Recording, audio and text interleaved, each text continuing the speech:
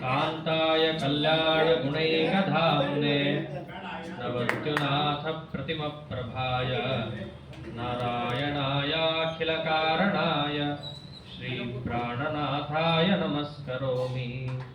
अनाकुलं गोकुलमुल्ललास यत्पालितं नित्यमनाविलात्मा तस्मै नमो नीरद नीलभासे कृष्णाय कृष्णारमणप्रियाय। अपितृलोक्याः बहिरुल्लसन्ति तमोहरन्ति मुहुरान्तरञ्च दिश्यादृशं नो विशदां जयन्ति मत्थस्य कीर्तिः दिननाथदीप्तिम्। श्री गुरुभ्यो नमः। हरि ओम। ಆಚಾರ್ಯರು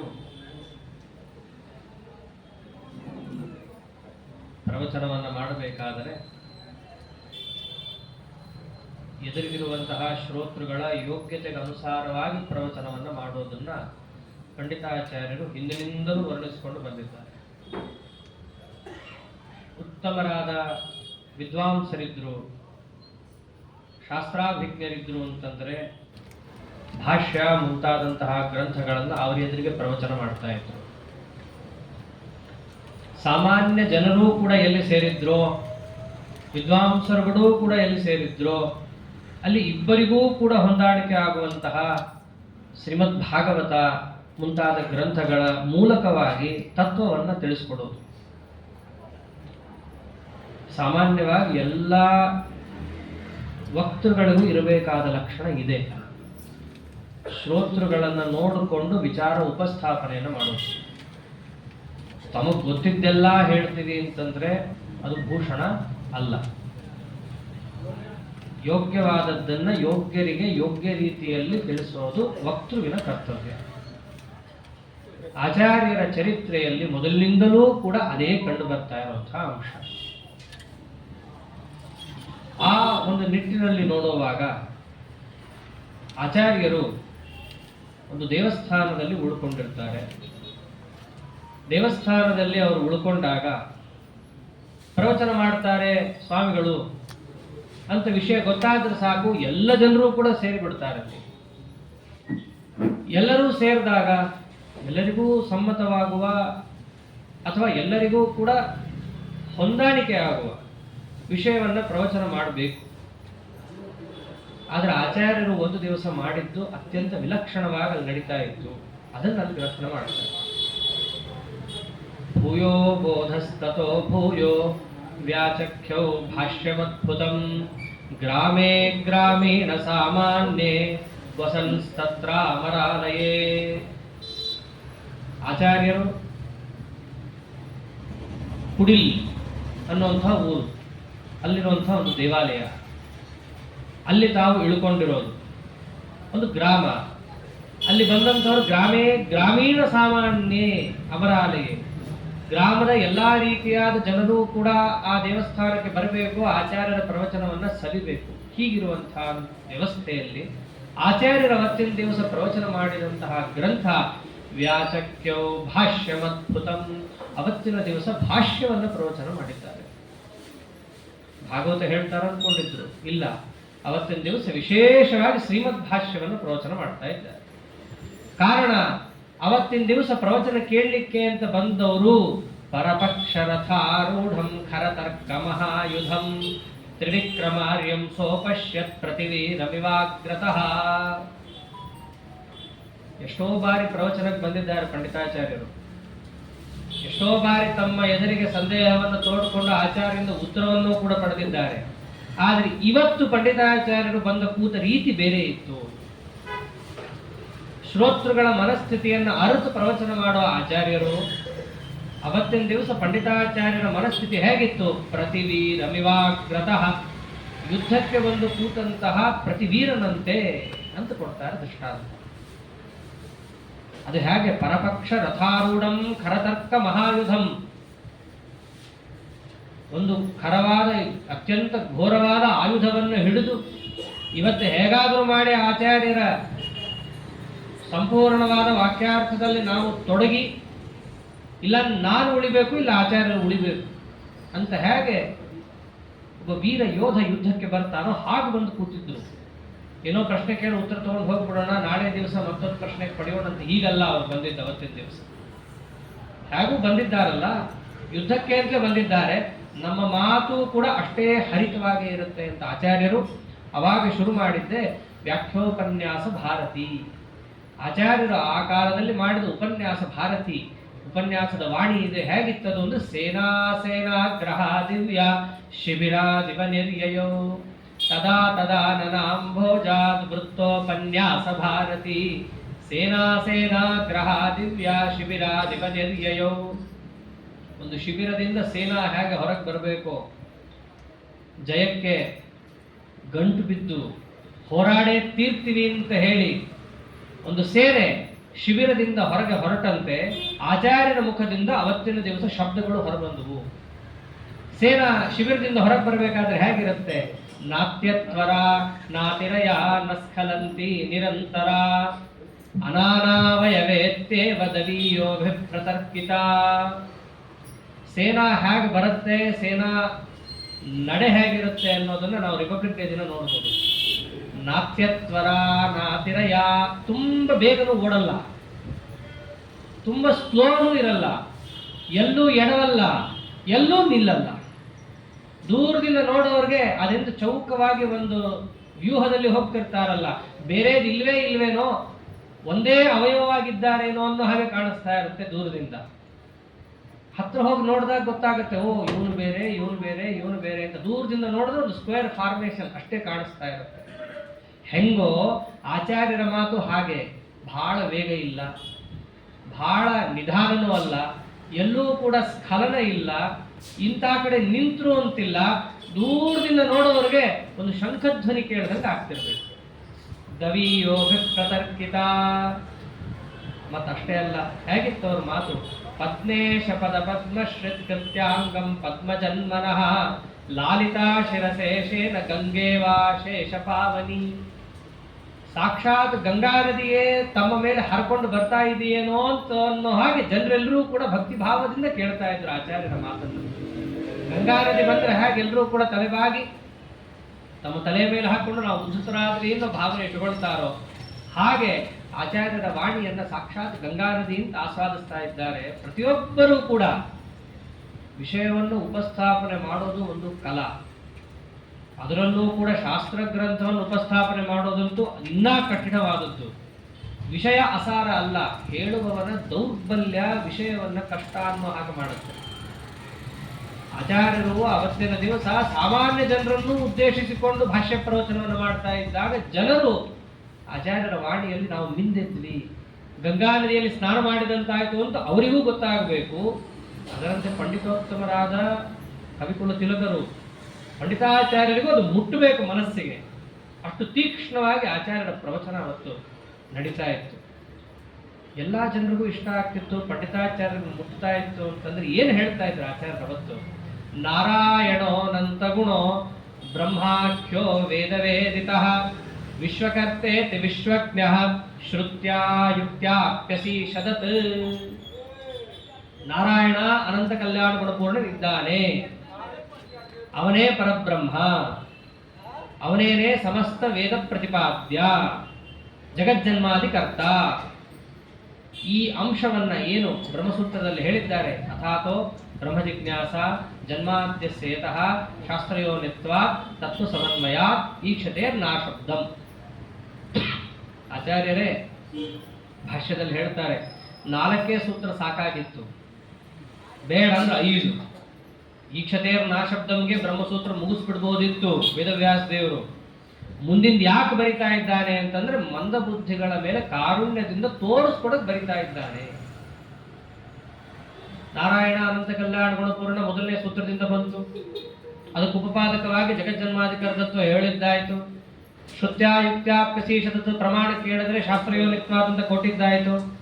ಬೇರೆ ಕಡೆ ಬೇರೆದು ಹೇಳಿದ್ದಾರ ಅಂದ್ರಿಲ್ಲ, ಅವನಲ್ಲೇನೆ ಶಾಸ್ತ್ರಗಳು ಸಮನ್ವಿತವಾಗಿವೆ ಅಂತ ಹೇಳಿದ್ದಾಯ್ತು. ಅವನಲ್ಲಿ ಶಾಸ್ತ್ರಗಳೇ ಹೊಂದಲ್ವಲ್ಲ, ಅವನ ಅವಾಚ್ಯ ಅಂತ ಬಂದ್ರೆ ಹಾಗಲ್ಲ. ಈಕ್ಷತೆ ನ ಅಶಬ್ದಂ, ನಾರಾಯಣ ಅವಾಚ್ಯ ಅಲ್ಲ, ಅವನು ವಾಚ್ಯನೇ ಇದ್ದಾನೆ. ಆದ್ದರಿಂದ ಶಾಸ್ತ್ರೈಕ ಸಮಧಿಗಮ್ಯ, ಆದ್ದರಿಂದಲೇ ಜಗಜ್ಜನ್ಮಾಧಿಕರ್ತ, ಅನಂತ ಕಲ್ಯಾಣ ಗುಣಪೂರ್ಣ, ಆದ್ದರಿಂದಲೇ ಜಿಜ್ಞಾಸ್ಯ. ಮುಗಿದೋಯ್ತು. ಇಷ್ಟೇ ಬ್ರಹ್ಮಸೂತ್ರದಲ್ಲಿ ಹೇಳುವಂತಹ ಅಂಶ. ಇನ್ನು ಮುಂದೆ ಬರುವಂತಹ ಎಲ್ಲ ಅಂಶಗಳು ಕೂಡ ಇದಕ್ಕೆ ಪೂರಕವಾಗಿ ಬಂದಿರೋದು. ಅದಕ್ಕೆ ಅಧ್ಯಾಯ ಪಾದಪೀಠ ಅಂತ ಕರೆಯೋದು. ಅವತ್ತಿನ ದಿವಸ ಆಚಾರ್ಯರು, ಪಂಡಿತಾಚಾರ್ಯರು ಎದುರಿಗೆ ಈ ಅಂಶವನ್ನು ಪ್ರವಚನ ಮಾಡಬೇಕಾದ್ರೆ ಬ್ರಹ್ಮಸೂತ್ರದಲ್ಲಿ ಎಷ್ಟೋ ವಿಚಾರಗಳು ಬಂದಿವೆ. ಭಕ್ತಿಪಾದ ಬಂದಿದೆ, ವೈರಾಗ್ಯಪಾದ ಬಂದಿದೆ, ಮೋಕ್ಷಪಾದ ಬಂದಿದೆ, ಎಷ್ಟೊಂದು ಬಂದಿದ್ರೂ ಕೂಡ ಪಂಡಿತಾಚಾರ್ಯರ ಎದುರಿಗೆ ಅವತ್ತು ಆಚಾರ್ಯರು ಭಾಷ್ಯದ ಯಾವ ಪ್ರಕರಣವನ್ನು ಉಪನ್ಯಾಸ ಮಾಡಿದ್ದು? 2ನೇ ಅಧ್ಯಾಯದ 2ನೇ ಪಾದ, ಸಮಯಪಾದ. ಪ್ರತಿಯೊಂದು ದುರ್ಮತವನ್ನು ಆಚಾರ್ಯರು ತಗೊಂಡಿದ್ದಾರೆ, ಖಂಡನ ಮಾಡ್ತಾರೆ. ಅಲ್ಲಿ ಹೆಂಗೆ ಓಂ ರಚನಾನುಪತ್ತೇಶ್ಚ ನಾನುಮಾನಂ ಓಂ ಅಂತ ಹೇಳಿ ಸಾಂಖ್ಯ ಮತದ ಖಂಡನೆಯಿಂದ ಶುರುವಾಗುವಂತಹ 2ನೇ ಪಾದದಿಂದ ಆಚಾರ್ಯರು ತಗೊಂಡ್ರು. ಸಾಂಖ್ಯ ಮತ ತಪ್ಪು, ಪರಿಣಾಮವಾದ ತಪ್ಪಿದೆ, ವೈಶೇಷಿಕ ಮತ ತಪ್ಪು, ಬೌದ್ಧ ಮತ ತಪ್ಪು, ಅದರಲ್ಲೇನೆ ಮಾಧ್ಯಮಿಕರು ಅವ್ರದ್ದು ತಪ್ಪಿದೆ. ಮಾಧ್ಯಮಿಕರನ್ನು ಖಂಡನೆ ಮಾಡಬೇಕಾದ್ರೆ ಚೂಟುತ್ತಾರವ್ರಿಗೆ ಜಾಯಸೋ ದೂಷಣೇನೈವ ಧೂರ್ತಂ ಮನ್ಯೋ ಪಿದೂಷಿತಃ. ಅಣ್ಣನ ಖಂಡನೆ ಮಾಡಿದ್ರೆ ತಮ್ಮನನ್ನು ಖಂಡನೆ ಮಾಡದಂಗೆ ಆಯ್ತು. ಹೇಳ್ಕೊತಾನವನು ಪ್ರಚ್ಛನ್ನ ಬೌದ್ಧ. ಇದೇ ಶಬ್ದ ಆಚಾರ್ಯ ಬಳಸಿದ್ದಾರಲ್ಲಿ. ಅಣ್ಣ ಇದ್ದಾನೆ, ಅವನೇನಂತಾನೆ? ಅಸತ್ ಅನ್ನೋ ಸ್ಥಳದಲ್ಲಿ ಬ್ರಹ್ಮ ಅಂತ ಹೇಳ್ಕೊತಾನ ತಮ್ಮ. ಮಾಯಾಖ್ಯಯ ಸಂವೃತಿ ಮಭ್ಯದತ್ತ ಅಂತೇನು ಪಂಡಿತಾಚಾರ್ಯರು ಹೇಳಿದ್ದಾರೆ, ಅದೆಲ್ಲವನ್ನೂ ಕೂಡ ಆಚಾರ್ಯ ಅನುವ್ಯಾಖ್ಯಾನದಲ್ಲಿ ಹೇಳಿರೋದೆ. ಹೀಗೆ ಬೌದ್ಧರನ್ನ ಖಂಡನೆ ಮಾಡೋ ವ್ಯಾಜದಿಂದ ಅಲ್ಲೂ 4 ಬೌದ್ಧರಲ್ಲಿ ಸೌತ್ರಾಂತಿಕರು, ಯೋಗಾಚಾರ್ಯರು, ಮಾಧ್ಯಮಿಕರು, ವೈಭಾಷಿಕರು ಅಂತ ಈ 4 ಮತವನ್ನ ಖಂಡನೆ ಮಾಡಬೇಕಾದ್ರೆ ಮಾಧ್ಯಮಿಕರನ್ನ ಖಂಡನೆ ಮಾಡ್ತಾರೆ ಆಚಾರ್ಯರು. ಅಲ್ಲಿ ಹೇಳುವಾಗ ಮನ್ಯಂತೆ ಶೂನ್ಯಮೇವಾನ್ಯೇ ತತ್ವಮಾಗಮ ವೈರಿಣಃ ಮತಾಮಾಧ್ಯಮಿಕ ಅಸ್ತೇಪಿ ವ್ಯಕ್ತಾಶ್ಚನ್ನ ಇತಿ ದ್ವಯೇ. ಕೆಲವರು ಹೇಳ್ತಾರೆ ನಾರಾಯಣ ಪರತತ್ವ ಅಲ್ಲ, ಮತ್ಯಾವುದು ತತ್ವ? ಶೂನ್ಯನೇ ತತ್ವ. ಮತ್ತು ವೇದಗಳೆಲ್ಲ ಹೇಳ್ತಾವಲ್ಲ ನಾರಾಯಣ ಇದ್ದಾನಲ್ಲ ಅಂತ. ತತ್ವಮಾಗಮ ವೈರಿಣಃ, ಅವ್ರು ವೇದ ಕಂಡ್ರೆ ಉರಿದು ಬಿಡ್ತಾರೋ, ವೇದದ ಕಂಡ್ರೆ ಆಗಲ್ಲ. ಯಾರವರು? ಮತಾಮಾಧ್ಯಮಿಕ ಅಸ್ತೇಪಿ, ಅವರನ್ನೇ ಮಾಧ್ಯಮಿಕರು ಅಂತ ಕರೀತಾರೆ. ಮಾಧ್ಯಮಿಕ ಬೌದ್ಧರು. ಅವರು ಎಷ್ಟು ಥರ ಇದ್ದಾರೆ? 2 ಥರ ಇದ್ದಾರೆ. ಯಾರು? ವ್ಯಕ್ತಾಶ್ಚನ್ನ ಇತಿ ದ್ವಯೇ. ಆ ಮಾಧ್ಯಮಿಕರಲ್ಲಿ 2. ಒಬ್ರು ಹೇಳ್ಕೊಳ್ಳೋರು ನಾವು ಮಾಧ್ಯಮಿಕರು ಅಂತ, ಇನ್ನು ಕೆಲವರು ಹೇಳ್ಕೊಳ್ಳಲ್ಲ, ಅದು ಮಾಡೋದು ಅದೇ ಕೆಲಸ. ಏನ್ ಮಾಡ್ತಾರೆ? ಶೂನ್ಯಂ ಬ್ರಹ್ಮ ಕ್ವಯೇನಾಹು ಸ್ವಾಂಶ ವೇದಾಂತಿನೋಭ್ಯದುಹು ಅತತ್ವಾ ವೇದಕಂ ವೇದಂ ವದಂತಶ್ಚರಮೇ ಕಲಾಹ. ಬ್ರಹ್ಮನನ್ನ ಶೂನ್ಯ ಅಂತ ಕರೀತಾರೆ, ಕರೆದು ಬಿಟ್ಟು ತಮ್ಮನ್ನು ತಾವು ವೇದಾಂತಿಗಳು ಅಂತ ಹೇಳ್ಕೊತಾರೆ. ಅವರು ವ್ಯಕ್ತವಾಗಿ ವೇದವನ್ನು ಒಪ್ಪಲ್ಲ ಅಂತ ಹೇಳಿ ಹಾದಿ ಬಿಟ್ಟು ಶೂನ್ಯವನ್ನು ಒಪ್ಪಿಕೊಂಡ್ರೆ, ಇವ್ರು ಹಂಗಲ್ಲ, ವೇದ ಹಿಡ್ಕೊಂಡು ಅದಕ್ಕೆ ತಪ್ಪರ್ಥ ಮಾಡಿ ಅದನ್ನು ತಗೊಂಡೋಗಿ ಬೌದ್ಧರ ಕಾಲಿಗೆ ಹಾಕ್ತಾರೆ. ಆದ್ದರಿಂದ ಅವ್ರಿಗಿಂತ ಹೋಪ್ಲೆಸ್ ಇದ್ದಾರೆ ಇವರು ಅಂತ ಆಚಾರ್ಯರು ಅದನ್ನೂ ಕೂಡ ಖಂಡನೆ ಮಾಡ್ತಾರೆ. ಹಾಗೆ ವೈಶೇಷಿಕರನ್ನ, ಪಾಶುಪತರನ್ನ, ಶಾಕ್ತರನ್ನ, ಪ್ರತಿಯೊಬ್ಬರನ್ನೂ ಕೂಡ ಆಚಾರ್ಯರು ಖಂಡನೆಯನ್ನು ಮಾಡ್ತಾ, ಮೋಕ್ಷ ಅಂದ್ರೆ ಏನು? ನಿರ್ಗುಣ ನಿರಾಕಾರ ಬ್ರಹ್ಮನಾಗೋದೇ ಮೋಕ್ಷ ಅಲ್ಲ. ಮತ್ತಿನ್ನೇನು ಮೋಕ್ಷ ಅಂತಂದ್ರೆ ಉಪನಿಷತ್ತಲ್ಲಿ ತಿಳಿಸಿದಂತೆ ಸ್ವಾನಂದ ವಿಷಯೇ ಮೋಕ್ಷೆ ವೇದೋಕ್ತೆ ಯುಕ್ತಿ ಸಾಧಿತೆ ದ್ವೇಷೋಯಂ ವಾದಿನಾಂ ಕಸ್ಮಾತ್ ತದ್ವಿರುದ್ಧೇ ತವಾಗ್ರಹ. ಮೋಕ್ಷ ಅಂದ್ರೆ ಬೇರೆ ಏನಲ್ಲ, ನಮ್ಮ ಸ್ವರೂಪಾನಂದದ ಆವಿರ್ಭಾವನೆ ಮೋಕ್ಷ. ವೇದಗಳಲ್ಲೆಲ್ಲ ಇದೇ ಹೇಳಿರೋದು. ಯುಕ್ತಿಗಳಿಂದ ನಾವೇ ಅದನ್ನು ಸಾಧಿಸಿಕೊಡ್ತಾ ಇದ್ದೀವಿ. ಇಷ್ಟು ನಾವು ಸಾಧಿಸಿಕೊಟ್ರೂ ಕೂಡ ನಾವು ಒಪ್ಪಲ್ಲ ಅಂತಂದ್ರೆ ಒಂದು ದ್ವೇಷ ಇರಬೇಕು, ಇನ್ನೊಂದು ದುರಾಗ್ರಹ ಇರಬೇಕು. ಅದನ್ನೇ ಅಂತಾರೆ ದ್ವೇಷೋಯಂ ವಾದಿನಾಂ ಕಸ್ಮಾತ್. ಯಾತಕ್ಕಾಗಿ ನಿಮ್ಗಿಷ್ಟು ದ್ವೇಷ? ಅಥವಾ ತದ್ವಿರುದ್ಧೇ ಅಥವಾ ಆಗ್ರಹ, ನಾವು ಹೇಳಿದ ವಿಚಾರಕ್ಕೆ ವಿರುದ್ಧವಾಗೇ ಹೇಳಬೇಕು ಅಂತ ಒಂದು ಆಗ್ರಹ ಕೆಲವ್ರಿಗೆ ಅದಿರುತ್ತೆ. ಉಲ್ಟಾ ಹೇಳಬೇಕು, ಏನೇ ಹೇಳೋದು. ವಾಕ್ಯಾರ್ಥದಲ್ಲಿ ಬಹಳ ಆಗುತ್ತಿದೆ.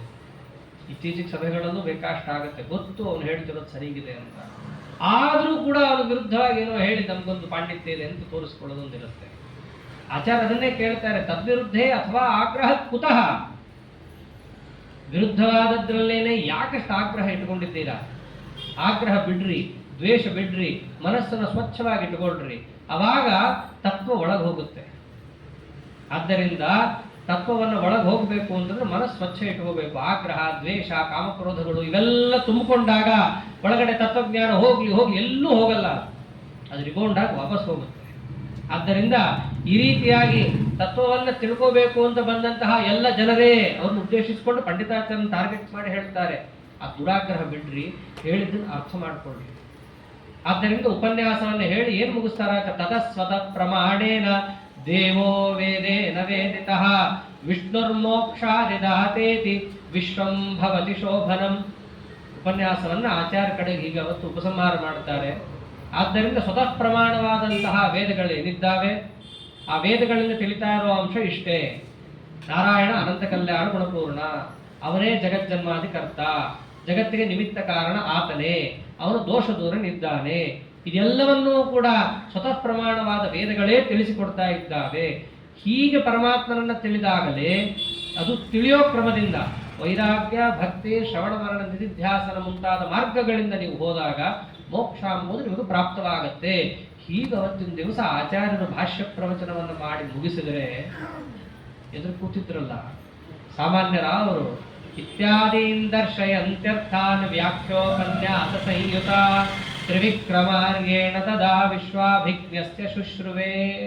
ಮುಂದೆ ಕೂತಿದ್ರು, ಏನ್ ಪಂಡಿತಾಚಾರ್ಯ ಅರ್ಥ ಆಯ್ತಾ ಅಂತಂದ್ರು. ಬಿಡ್ತಾರ ಅವರು, ಅತಃ ಪ್ರಾಯುಂತ ವಿವಿಧಾನ್ ಬೋಧಚಾಪ ಗುಣೇರಿತ. ತಯಾರಾಗಿ ಬಂದಿದ್ರು ಅವ್ರು ಇವತ್ತು. ಮೊದಲಿಗೆ ಇಲ್ಲ, ನೀವು ಹೇಳಿದ ಮೇಲೆ ನನಗೆ ಪ್ರಶ್ನೆಗಳಿವೆ ಅಂತ ಅನೇಕ ಯುಕ್ತಿಗಳನ್ನು ಹಾಕ್ತಾ ಇದ್ದಾರೆ. ನಿಮ್ದು ನಾವು ಒಪ್ಪಕ್ಕಾಗಲ್ಲ, ಈ ದೋಷಗಳು ಬರುತ್ತೆ, ಈ ದೋಷಗಳು ಬರುತ್ತೆ. ಯುಕ್ತಿಗಳನ್ನು ಹೇಳಿದ್ರೆ ಆಚಾರ್ಯರು ಪ್ರತ್ಯುಕ್ತಿಗಳನ್ನು ಕೊಟ್ಟು ಅವ್ರನ್ನ ಮತ್ತಲ್ಲೇ ಕೂಡಿಸ್ತಾ ಇದ್ದಾರೆ. ಎಲ್ಲ ನೋಡ್ತಾ ಇದ್ದಾರೆ ಜನರು. ಯುಕ್ತಿಗಳೆಲ್ಲ ಬಿದ್ದು ಕಡೆಗೆ ಅವ್ರು ಏನ್ ಮಾಡಿದ್ರು, ಬೋಧಚಾಪ ಗುಣೇರಿತಾನ್ ಅತಃಪ್ರಾಯುಕ್ತ ವಿವಿಧಾನ್. ಆನಂತರದಲ್ಲಿ ಅವರು ವೇದಾಸ್ತ್ರಾಣಿ ಪ್ರಯುಕ್ತವಾನ್. ಯಾವಾಗ ಶಸ್ತ್ರ ಕೈ ಕೊಡುತ್ತೋ ಅವಾಗ ಅಸ್ತ್ರವನ್ನು ಬಳಸ್ತಾನಂತೆ ಯೋಧ. ಮಂತ್ರಗಳನ್ನ ಹೇಳಿ ಆಯುಧವನ್ನ ಎಸೆದರೆ ಅದು ಅಸ್ತ್ರ, ಮಂತ್ರ ಇಲ್ಲದೆ ಆಯುಧವನ್ನ ಬಿಟ್ರೆ ಅದು ಶಸ್ತ್ರ. ಯುಕ್ತಿಗಳನ್ನ ಮಾತ್ರ ಪ್ರಯೋಗ ಮಾಡಿದ್ರು, ಆಚಾರ್ಯ ಕಿತ್ತು ಬಿಸಾಕಿದ್ರು. ಆಮೇಲೆ ವೇದಾಸ್ತ್ರಾಣಿ ಪ್ರಯುಕ್ತವಾನ್, ಆಮೇಲೆ ವೇದಗಳನ್ನೆಲ್ಲ ಬಳಸಿಕೊಂಡು ತಮ್ಮ ಮತವನ್ನು ಅವರು ಸಮರ್ಥನೆ ಮಾಡಲಿಕ್ಕೆ ಯಾವಾಗ ಹೋದ್ರು, ಆಚಾರ್ಯರು ಕೂಡ ಅರ್ಥಾಂತರಂ ಪ್ರಕಟಯನ್ ತಾನ್ಯಸೌ ಸನ್ಯವರ್ತಯತ್. ವೇದ ನಿಮಗೂ ಪ್ರಮಾಣ, ನಮಗೂ ಪ್ರಮಾಣ. ಆದರೆ ವೇದಕ್ಕೆ ಅರ್ಥ ಹೇಳೋದಕ್ಕೊಂದು ಕ್ರಮ ಇದೆ, ಆ ಕ್ರಮದಲ್ಲಿ ಅರ್ಥ ಹೇಳಬೇಕು. ಆ ನಿಟ್ಟಿನಲ್ಲಿ ನೋಡಿದಾಗ ನೀವು ಹೇಳಿದಂತೆ ವೇದಕ್ಕೆ ಅರ್ಥ ಕೂಡಲ್ಲ, ಪೂರ್ವೋತ್ತರ ವಿರೋಧ ಬರುತ್ತೆ. ಉಪಕ್ರಮಾದಿ ತಾತ್ಪರ್ಯ ಲಿಂಗಗಳನ್ನ ಬಳಸಿ ವೇದಕ್ಕೆ ಅರ್ಥ ಹೇಳಬೇಕು. ಹಿಂದೇನಿದೆ, ಮುಂದೇನಿದೆ, ಮಧ್ಯೆ ಏನಿದೆ, ಯಾವುದನ್ನು ಪದೇ ಪದೇ ಹೇಳ್ತಾ ಇದೆ, ಅಪೂರ್ವವಾದ ಅಂಶ ಇದೆಯಾ ಅಲ್ಲಿ, ಮತ್ತು ನಾವು ಹೇಳುವಂತಹ ಅರ್ಥಗಳಿಗೆ ಏನಾದರೂ ಕೂಡ ವಿಶೇಷವಾದ ಯುಕ್ತಿಗಳು ವೇದದಲ್ಲೇ ದೊರಕ್ತಾ ಇದ್ದಾವ, ಇದೆಲ್ಲವನ್ನ ನೋಡಿಕೊಂಡು ಒಂದು ವೇದಕ್ಕೆ ಅರ್ಥ ಹೇಳಬೇಕು. ಅಷ್ಟು ಹೇಳಿದ ಮೇಲೂ ಕೂಡ ಈ ರೀತಿಯಾಗಿ ಪ್ರಾಚೀನರು ಎಲ್ಲರೂ ಹೇಳಿದ್ದಾರಾ, ಇದನ್ನು ವಿಮರ್ಶೆ ಮಾಡಬೇಕು. ತಾನೇ ಹೊಸದಾಗಿ ಹೇಳಿದ್ದೋ ಇಲ್ಲ ಪ್ರಾಚೀನರಿಗೆ ಸಮ್ಮತವೋ, ಇವೆಲ್ಲವನ್ನು ನೋಡಬೇಕು. ಸುಮ್ಮನೆ ಪೇಜ್ ತೆಗೆದ ರಾಮ ರಾಮು ರಾಮ ಬರ್ತಾ ಇತ್ತು ಅಂತ ಹೇಳಿ ಅದಕ್ಕೊಂದು ಅರ್ಥ ಹೇಳಿದ್ರೆ ವೇದ ಈಗೆಲ್ಲ ಗೊತ್ತಾಗಲ್ಲ. ಅಂಥವ್ರ ಕೈಗೆ ವೇದ ಸಿಕ್ಕರೆ ವೇದ ನಡುಗುತ್ತಂತೆ. ವಿಭೇತ್ಯಲ್ಪ ಶ್ರುತಾತ್ ವೇದ ಮಾಮಯಂ ಪ್ರಚಲಿಷ್ಯತಿ. ಅರ್ಧಂಬರ್ಧ ಓದ್ದವರು, ಅಲ್ಪ ಸ್ವಲ್ಪ ಓದ್ದವ್ರ ಕೈಯಲ್ಲಿ ವೇದ ಸಿಕ್ಕರೆ ವೇದ ನಡುಗುತ್ತಂತೆ. ಎಲ್ಲಿ ನಮಗೆ ಗೊತ್ತಾಗ್ತಾನೋ, ಯಾವ ಗುಂಡಿಗೆ ತಳತಾನೋ ಇವನು ಅಂತ ವೇದ ಅಳ್ತಾ ಇರುತ್ತೆ. ಆದ್ದರಿಂದ ವೇದಕ್ಕೆ ಒಂದು ಕ್ರಮ ಇದೆ. ಆ ಕ್ರಮದಲ್ಲಿ ನಾವು ನೋಡಿದಾಗ ಪಂಡಿತಾಚಾರ್ಯರೇ, ನೀವು ಹೇಳಿದಂತೆ ವೇದಗಳು ನಿಮ್ಮ ಮತಕ್ಕೆ ಸಹಕಾರಿ ಆಗಿಲ್ಲ, ಅದಕ್ಕೆ ಬೇರೆ ಅರ್ಥ ಇದೆ ಅಂತ ಹೇಳಿ ಅರ್ಥಾಂತರಂ ಪ್ರಕಟಯನ್ ತಾನ್ಯಸೌ ಸನ್ಯವರ್ತಯತ್. ಅವ್ರು ಹೇಳಿದ ಎಲ್ಲಾ ವೇದಾಸ್ತ್ರಗಳನ್ನು ಅವರಿಗೆ ತಿರುಗಿಸಿಕೊಟ್ರು. ನಿಮಗದು ಉಪಯೋಗ ಇಲ್ಲ. ಈ ಥರ ಏನು ಒಂದು ದಿವಸ ಉಪನ್ಯಾಸ ಮಾಡಿ ನಿಲ್ಲಿಸಿದ್ರು ಮುಗೀತು ಅಂತಲ್ಲ. ಎಷ್ಟು ದಿವಸ? ಸಪ್ತಾಷ್ಟಾನಿ ದಿನಾನ್ಯೇವಂ ವಾದಂ ಕೃತ್ವಾ ಸಹಾಮುನ ನಿರುತ್ತರಂ ತಂ ನಿಶ್ಚೋದ್ಯಂ ಚಕ್ರೇ ಚಕ್ರಾಯುಧ ಪ್ರಿಯ. ಆಚಾರ್ಯರ ಕಾರುಣ್ಯ ಅದು. ಅವ್ರಿಗೇನ್ರಿ ಕ್ಷಣ ಮಾತ್ರದಲ್ಲಿ ಅವ್ರ ತಲೆಯಲ್ಲಿರೋದು ಎಲ್ಲ ಕಳೆದು ಅವ್ರನ್ನ ಏನ್ ಬೇಕಾದ್ರೂ ಮಾಡ್ಬೋದಿತ್ತು. ಬರಲಿ, ಏನೇನು ಸಂದೇಹಗಳಿದ್ದಾವೋ ಎಲ್ಲ ಹೊರಗೆ ಬರಲಿ. ಯಾಕಂದ್ರೆ ಅದು ಪಂಡಿತಾಚಾರ್ಯರದೊಬ್ಬರದೇ ಅಲ್ಲ.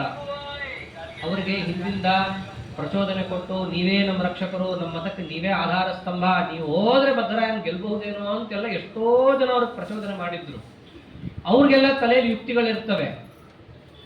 ಪಂಡಿತಾಚಾರ್ಯ ಒಂದು ವೇಳೆ ಈ ಯುಕ್ತಿ ಹೇಳಿದ್ರೆ ಮಧ್ವಾಚಾರ್ಯ ಬಿದ್ದು ಹೋಗ್ತಿದ್ರೇನೋ, ಹಿಂಗಾದ್ರೆ ಆಗೋಗ್ತಿತ್ತೇನೋ ಅಂತ. ಅದಕ್ಕೆ ಅವ್ರ ತಲೆಯಲ್ಲಿರೋ ಪ್ರಶ್ನೆಗಳನ್ನು ಇವ್ರು ಹೇಳಿ, ಅದಕ್ಕೆ ಅವಕಾಶ ಕೊಟ್ಟರು. ಎಷ್ಟು? ಸಪ್ತಾಷ್ಟಾನ ದಿನಾನ್ನೇವಂ, 15 ದಿವಸ ಅವಕಾಶ ಕೊಟ್ಟಿದ್ರು.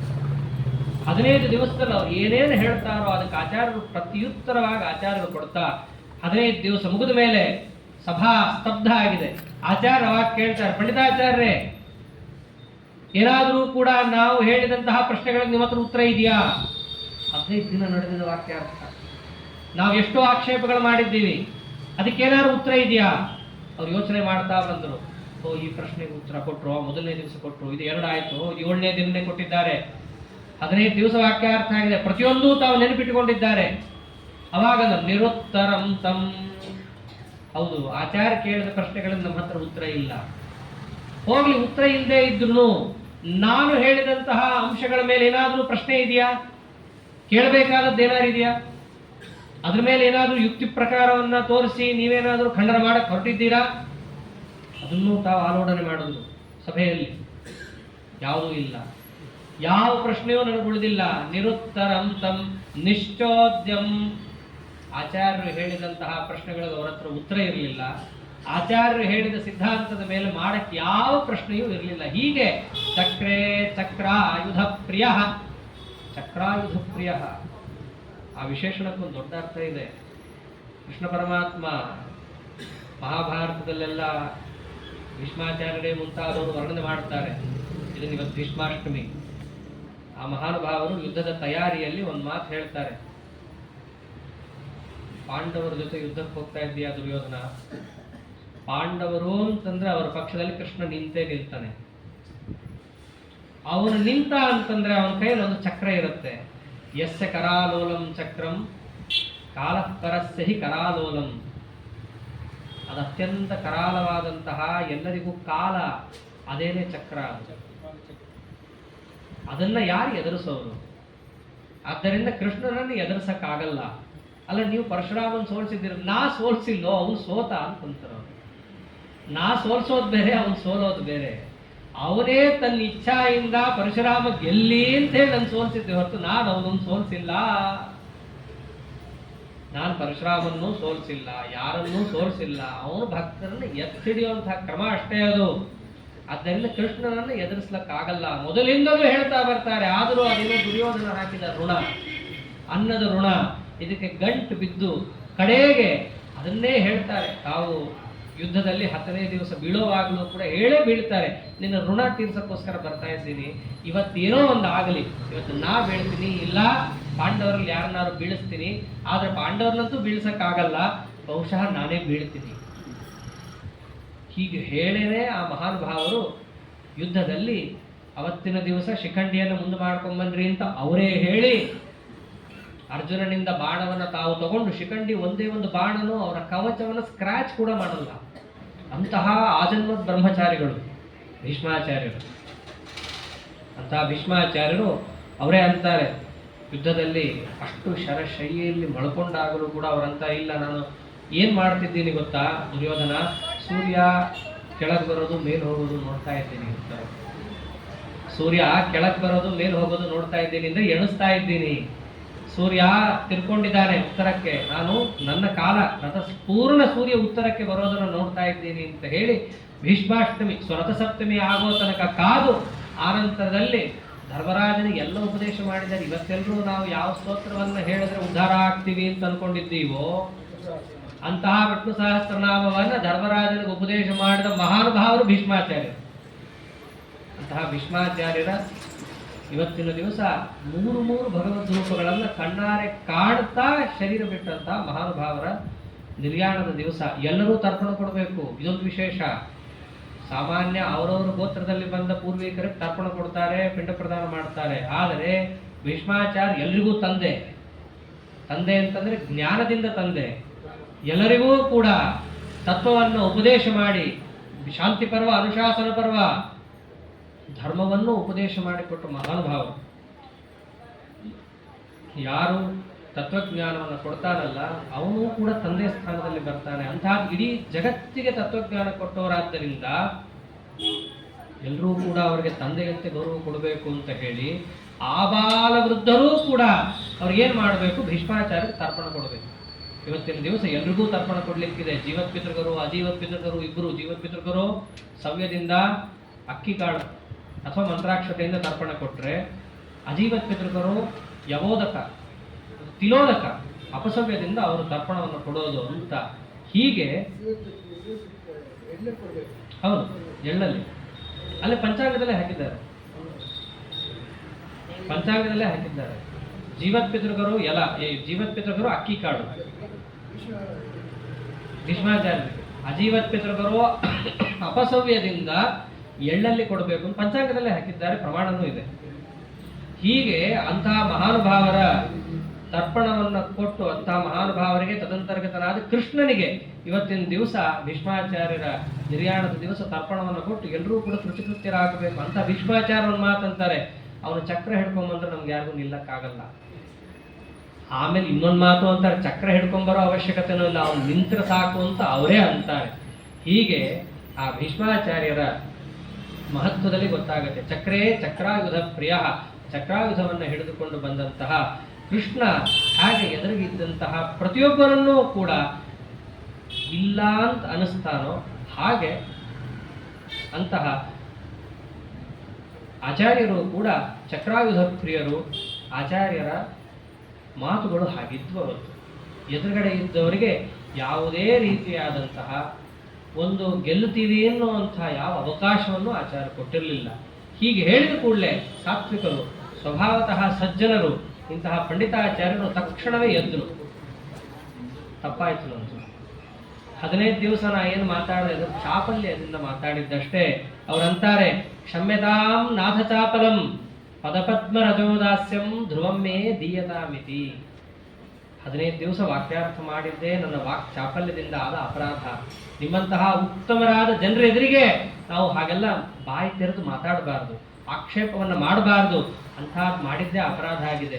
ಅಂಥ ಅಪರಾಧವನ್ನು ಕ್ಷಮಾ ಮಾಡಿ ಪದಪದ್ಮ ರಜೋದಾಸ್ಯಂ ಧ್ರುವಮ್ಮೇ ದೀಯತಾಮಿತಿ, ನಿಮ್ಮ ಪಾದಪದ್ಮಗಳ ಧೂಳಿನ ದಾಸ್ಯವನ್ನು ನಮಗೆ ಕೊಡ್ರಿ ಸಾಕು ಅಂತ ಹೇಳಿ ಆಚಾರ್ಯರಿಗೆ ಸಭಾ ಮಧ್ಯದಲ್ಲೇ ಸಾಷ್ಟಾಂಗ ನಮಸ್ಕಾರವನ್ನು ಹಾಕಿ, ಇನ್ನೇನಿದೆ ಅಧೀಹಿ ಭಗವೋ ಬ್ರಹ್ಮೇತಿ ತಗಂಹೋ ವಾಚ.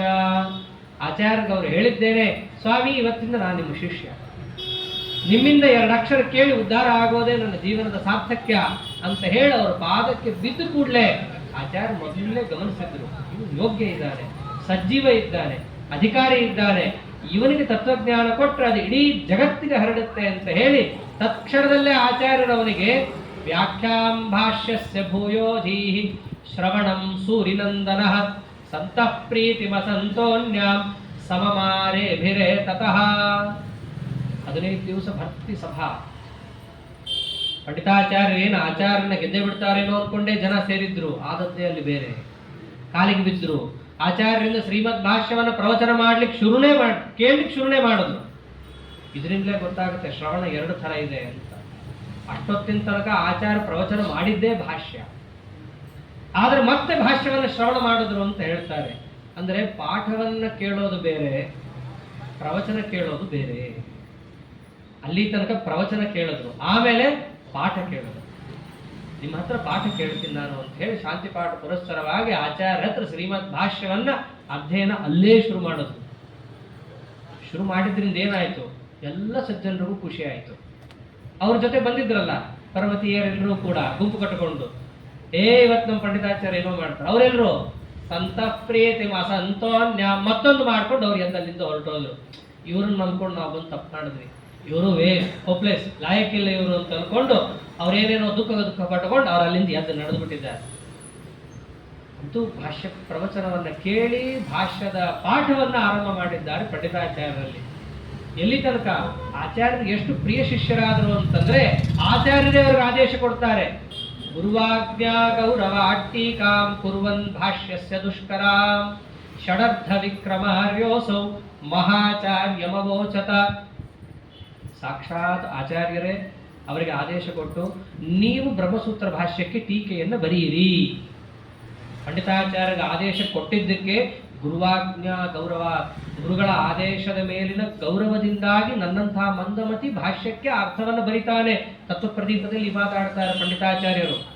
ಆಚಾರ್ಯರ ಸ್ಥಾನಮಾನ ಏನು, ನಾನೆಲ್ಲಿ ಅವರ ಆದೇಶವನ್ನು ಪಾಲಿಸಕ್ಕೆ ಕಿಂಚಿತ್ ನಾನು ಭಾಷ್ಯಕ್ಕೆ ವ್ಯಾಖ್ಯಾನ ಮಾಡ್ತೇನೆ ಹೊರತು ಈ ಭಾಷ್ಯಕ್ಕೆ ಯಾರು ವ್ಯಾಖ್ಯಾನ ಮಾಡಬೇಕು? ಸುರಾಖ್ಯಧಿಕಾರಿಣೋತ್ರ ದೇವತೆಗಳು ಆಚಾರ್ಯರ ಭಾಷ್ಯಕ್ಕೆ ವ್ಯಾಖ್ಯಾನ ಮಾಡೋದು, ಇಂಥ ಕೆಲಸದಲ್ಲಿ ಆಸಕ್ತರಾಗಬೇಕು.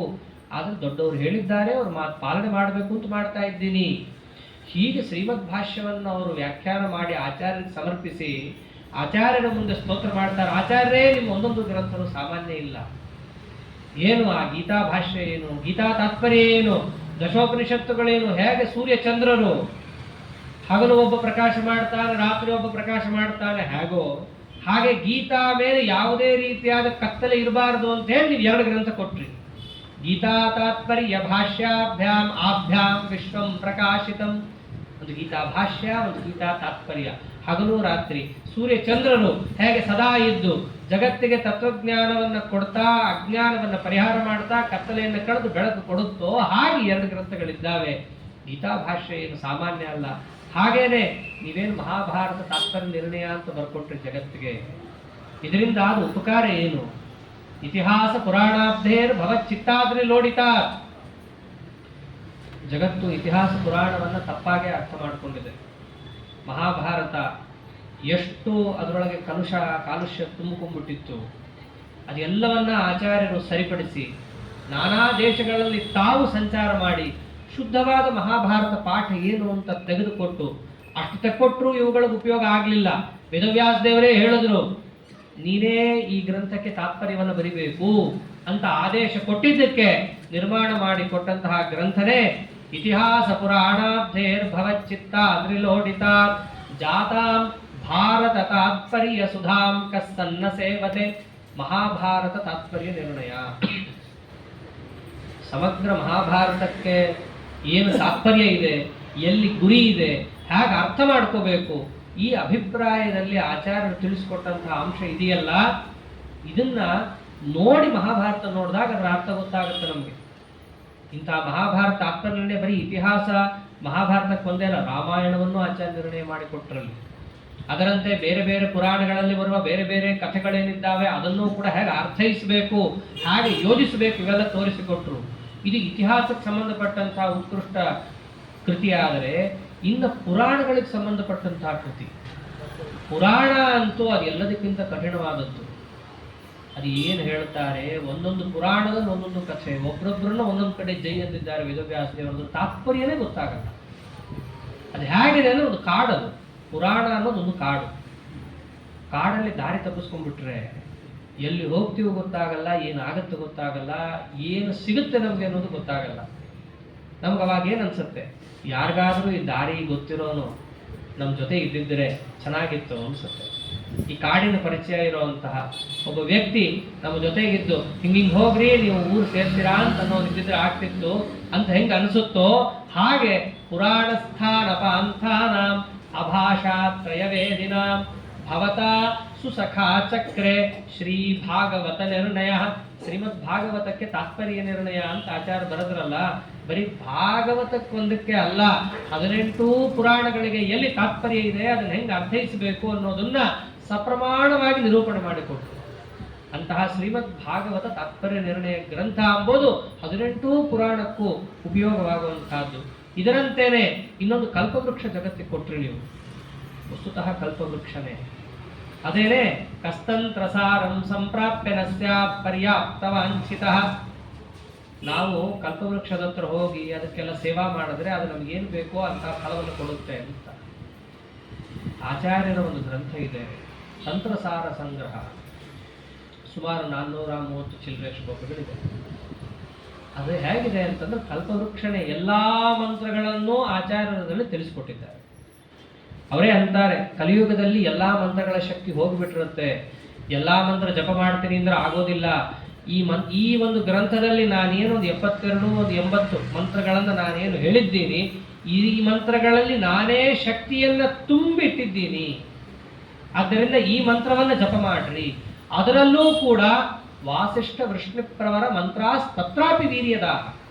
ಅತ್ಯಂತ ಶಕ್ತಿಭರಿತವಾದ ಮಂತ್ರ ಯಾವುದು ಕಲಿಯುಗದಲ್ಲಿ ಅಂತಂದ್ರೆ ಒಂದು ವಾಸಿಷ್ಠ ಕೃಷ್ಣ ಮಂತ್ರ, ಇನ್ನೊಂದು ಯಾದವ ಕೃಷ್ಣ ಮಂತ್ರ. ಕೃಷ್ಣ ಮಂತ್ರ ಅಂತೇನು ಎಲ್ಲರೂ ಜಪ ಮಾಡ್ತೀವಲ್ಲ, ಆ ಮಂತ್ರದಲ್ಲಿ ಅತ್ಯಂತ ಶಕ್ತಿ ಇದೆ ಅಂತ ಸ್ವಯಂ ಆಚಾರ್ಯರೇ ಹೇಳ್ತಾರೆ.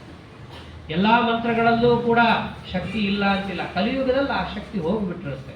ಕಾರಣ ಜಪ ಮಾಡೋರ ಒಂದು ದೌರ್ಬಲ್ಯದಿಂದ. ಇವೆಲ್ಲವನ್ನು ನಾವು ಗಮನಿಸಬೇಕು. ಜಪ ಮಾಡೋರಲ್ಲಿ ಎಷ್ಟು ಶಕ್ತಿ ಇರುತ್ತೋ ಮಂತ್ರದಲ್ಲಿ ಅಷ್ಟು ಶಕ್ತಿ ಬರುತ್ತೆ. ಜಪ ಮಾಡೋನು ಎಷ್ಟು ಆಚಾರ ವಿಚಾರ ಇಟ್ಕೊಂಡಿರ್ತಾನೋ ಮಂತ್ರದಲ್ಲಿ ಶಕ್ತಿ ಅಷ್ಟು ಉಳಿಯುತ್ತೆ.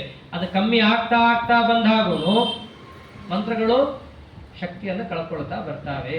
ಅದೇ ನಿರ್ವೀರ್ಯ ಮಂತ್ರಗಳು ಅಂತ ಆಗ್ತಾವೆ. ಇರುತ್ತೆ, ಕೆಲಸಕ್ಕೆ ಬರಲ್ಲ. ಹಾಗೆ ಮಾಡ್ಕೋಬಾರ್ದು. ಯಾಕೆ ಅನುಷ್ಠಾನ ಅನುಷ್ಠಾನ ಅಂತ ಒದ್ದಾಡ್ತಾರೆ? ಬಾವಿ ನೀರೇ ಆಗ್ಬೇಕಂತ ಯಾಕೆ ಒದ್ದಾಡ್ತಾರೆ? ನಮ್ಗೆ ಹಂಗೇ ಇರ್ಬೇಕ್ರಿ, ಅದಿಲ್ಲದೆ ಇದ್ರೆ ನಡೆಯಲ್ರಿ ಅಂತ ಯಾಕೆ ಆಚಾರಗಳು ಅಂತಾರೆ? ಈ ದೃಷ್ಟಿಯಿಂದ ತಮ್ಮ ಗುರುಗಳು ಏನೇನು ಮಂತ್ರಗಳನ್ನು ಕೊಟ್ಟಿರ್ತಾರೋ ಆ ಮಂತ್ರಗಳಲ್ಲಿ ಶಕ್ತಿ ಹಾಗೆ ಉಳಿಲಿ, ನಮ್ಮ ಬುದ್ಧಿ ಶುದ್ಧವಾಗಿರಲಿ.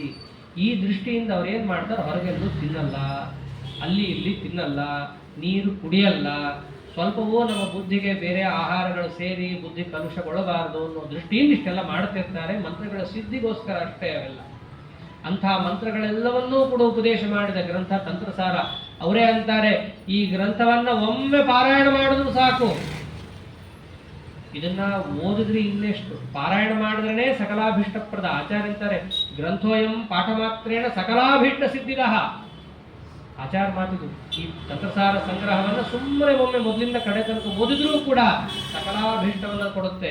ಕಿಮು ಜ್ಞಾನ ಅನುಷ್ಠಾನ ಉಭಯಸ್ಮಾತ್ ಪುನಃ ಕಿಮು. ಒಂದು ವೇಳೆ ಅದನ್ನು ಅರ್ಥ ಮಾಡಿಕೊಂಡ್ರಿನ್ನೆಷ್ಟು ಪುಣ್ಯ, ಅರ್ಥ ಮಾಡಿಕೊಂಡಂತೆ ಅನುಷ್ಠಾನ ಮಾಡಿದ್ರೆ ಇನ್ನೆಷ್ಟು ಪುಣ್ಯ, ಒಂದು ವೇಳೆ ಇವೆಲ್ಲವನ್ನ ಸೇರ್ ಮಾಡಿದ್ರೆ ಇನ್ನೆಷ್ಟು, ಹೇಳಕ್ಕಾಗಲ್ಲ ಅಂದ್ಬಿಡ್ತಾರೆ ಆಚಾರ್ಯರು. ಅಂತಹ ಉತ್ಕೃಷ್ಟವಾದ ತಂತ್ರಸಾರ ಇದನ್ನೂ ಕೊಟ್ಟಿದ್ದೀರಿ. ಇದರಂತೆ ದಶಪ್ರಕರಣ ಇವೆಲ್ಲವನ್ನ ಕೊಟ್ಟಿದ್ದೀರಿ. ಅದರಂತೆ ನೋಡ್ಲಿಕ್ಕೆ ಚಿಕ್ಕ ಚಿಕ್ಕ ಸ್ತೋತ್ರಗಳು ಅಂತ. ಆದರೆ ಗಾಥಾದಿ ಕೃತಿ ಸತ್ಕೃತಿ ತ್ರೈರತ್ನಾಕರೇ ರತ್ನಶ್ರೇಣಿ ಇರುವ ಗಣಯಂತಿಕೆ. ಅಂತಹ ಸಮುದ್ರದಲ್ಲಿ ಸಿಕ್ಕ ರತ್ನಗಳಂತೆ ಇದೆ ತಮ್ಮ ಒಂದೊಂದು ಸ್ತೋತ್ರಗಳು.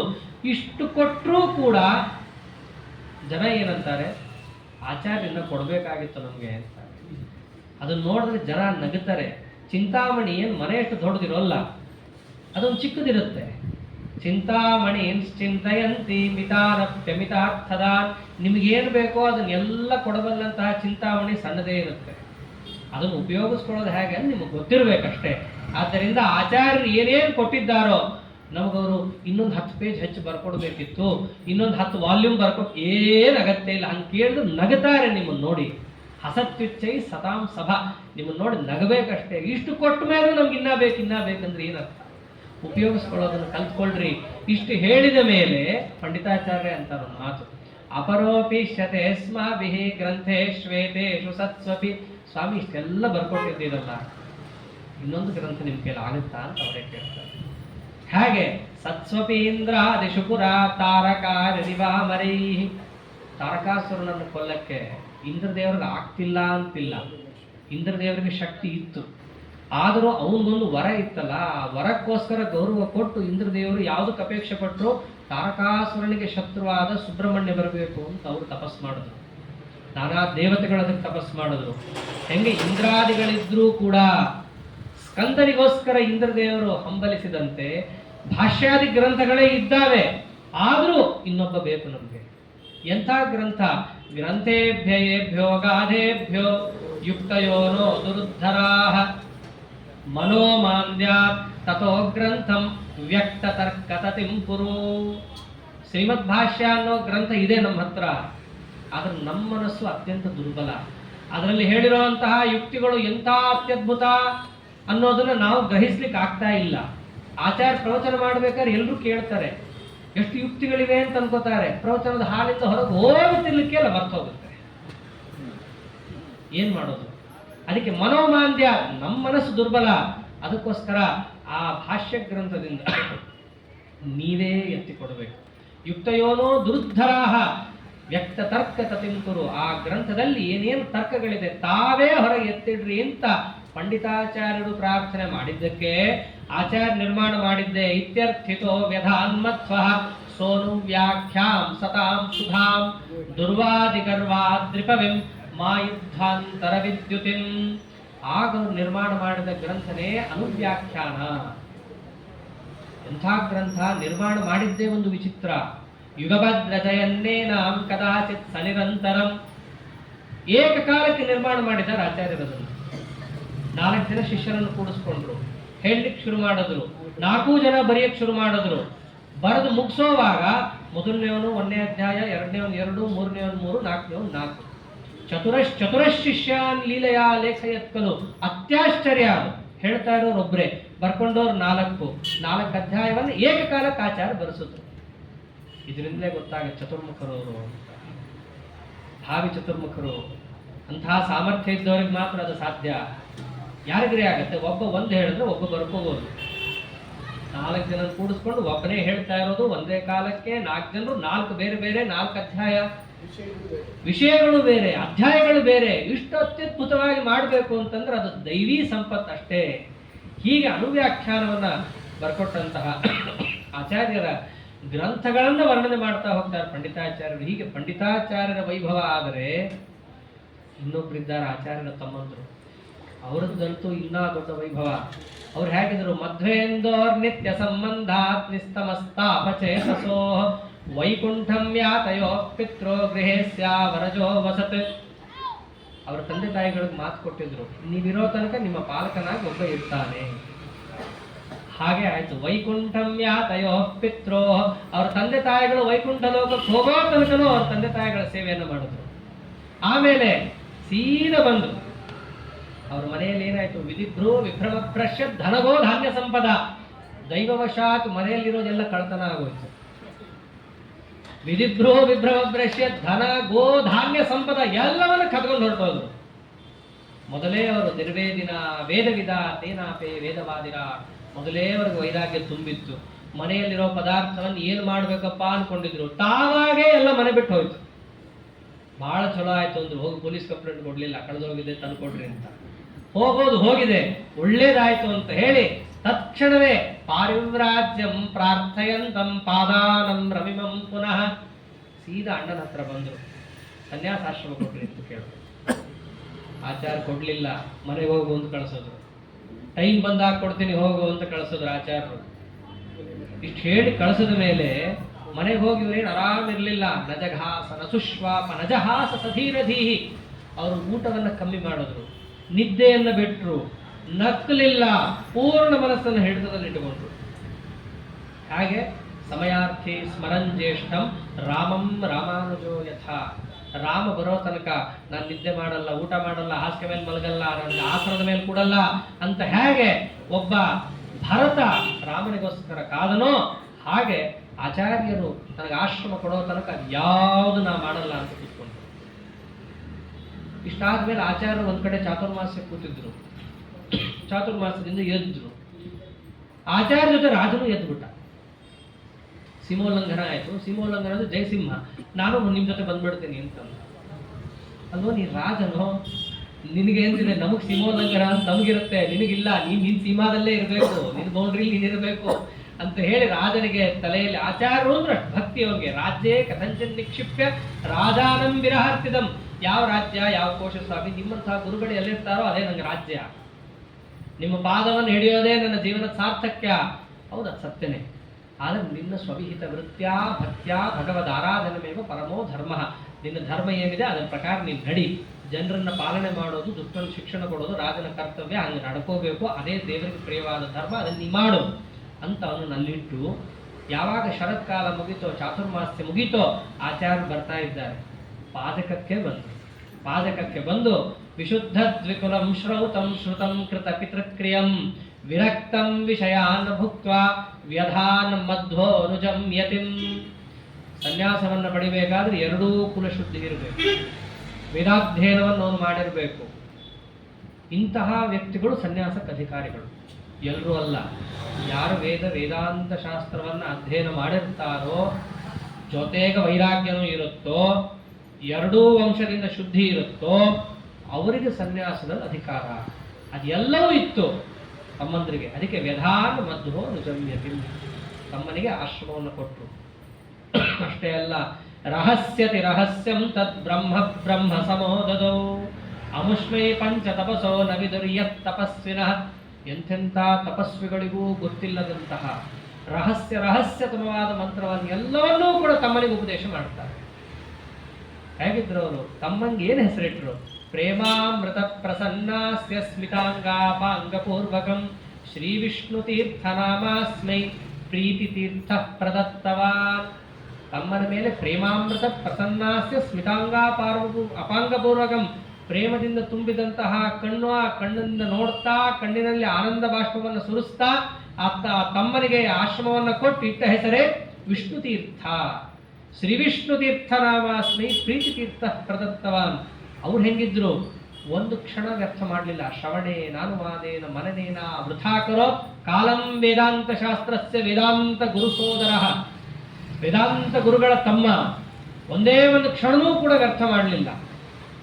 ಅವ್ರು ಹೇಗಿದ್ರು, ಆಚಾರ್ಯರ ಕರುಣಾ ಎಂಬತಕ್ಕ ಬೀಜವನ್ನು ತಮ್ಮ ಹೃದಯದಲ್ಲಿ ನೆಟ್ಟಿದ್ರಲ್ಲ, ಆ ಬೀಜವನ್ನು ಬೆಳೆಸಿದ್ರು. ಗುರುಗಳ ಕಾರುಣ್ಯ ಅನ್ನೋದೊಂದು ಬೀಜ. ಅದು ನಮ್ಮಲ್ಲಿ ಏನು ಗುರುಗಳು ಇಟ್ಟಿರ್ತಾರೆ, ಅದು ಬೆಳಿಬೇಕು ಅಂತಂದ್ರೆ ಎಷ್ಟೋ ಪರಿಕರಗಳು ಬೇಕು. ಬೀಜವನ್ನು ಭೂಮಿಲಿ ಹಾಕಿದ ಮಾತ್ರ ಅದು ಬೆಳೆಯಲ್ಲ. ಅದಕ್ಕೆ ನೀರು ಹಾಕಬೇಕು, ಗೊಬ್ಬರ ಹಾಕಬೇಕು, ಅದಕ್ಕೆ ಯಾರು ಬಂದು ತೊಂದರೆ ಕೊಡ್ತಾರ ಅಂತ ನೋಡಿ ಅದನ್ನೆಲ್ಲ ನಿವಾರಣೆ ಮಾಡಬೇಕು. ಬಹಳ ಕೆಲಸ ಇರುತ್ತೆ.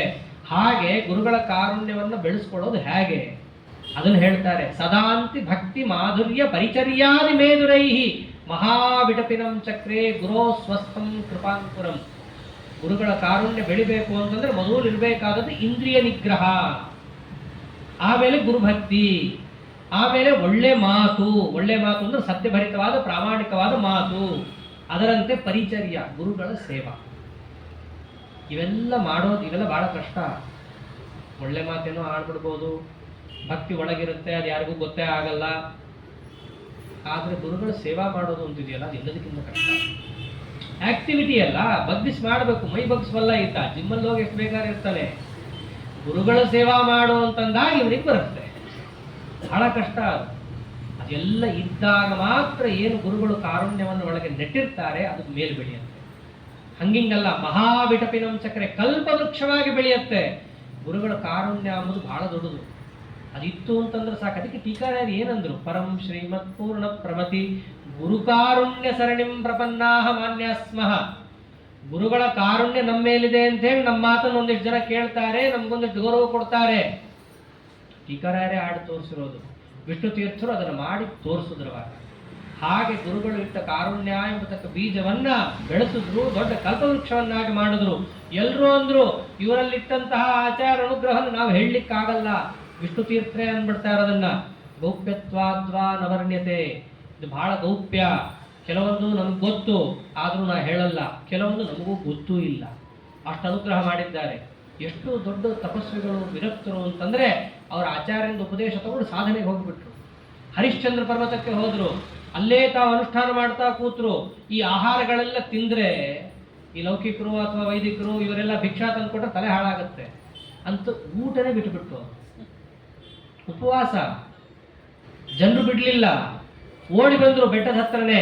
ಸ್ವಾಮಿ ಏನಾದ್ರು ತಗೋಬೇಕು ಅಂತ ಪ್ರಾರ್ಥನೆ ಮಾಡ್ಕೊಂಡಿದ್ದಕ್ಕೆ ಪಂಚಗವ್ಯಂ ಪಪೋಕಿಂಚಿತ್ ಪಂಚಮೇ ದಿನೇ, 5 ದಿನಕ್ಕೂ ಒಂದೊಂದು ಸರ್ತಿ ಪಂಚಗವ್ಯ ತಗೋತಾ ಇದ್ರು. ಪಂಚಗವ್ಯ ಎಷ್ಟು ತಗೋತಾರ್ರಿ?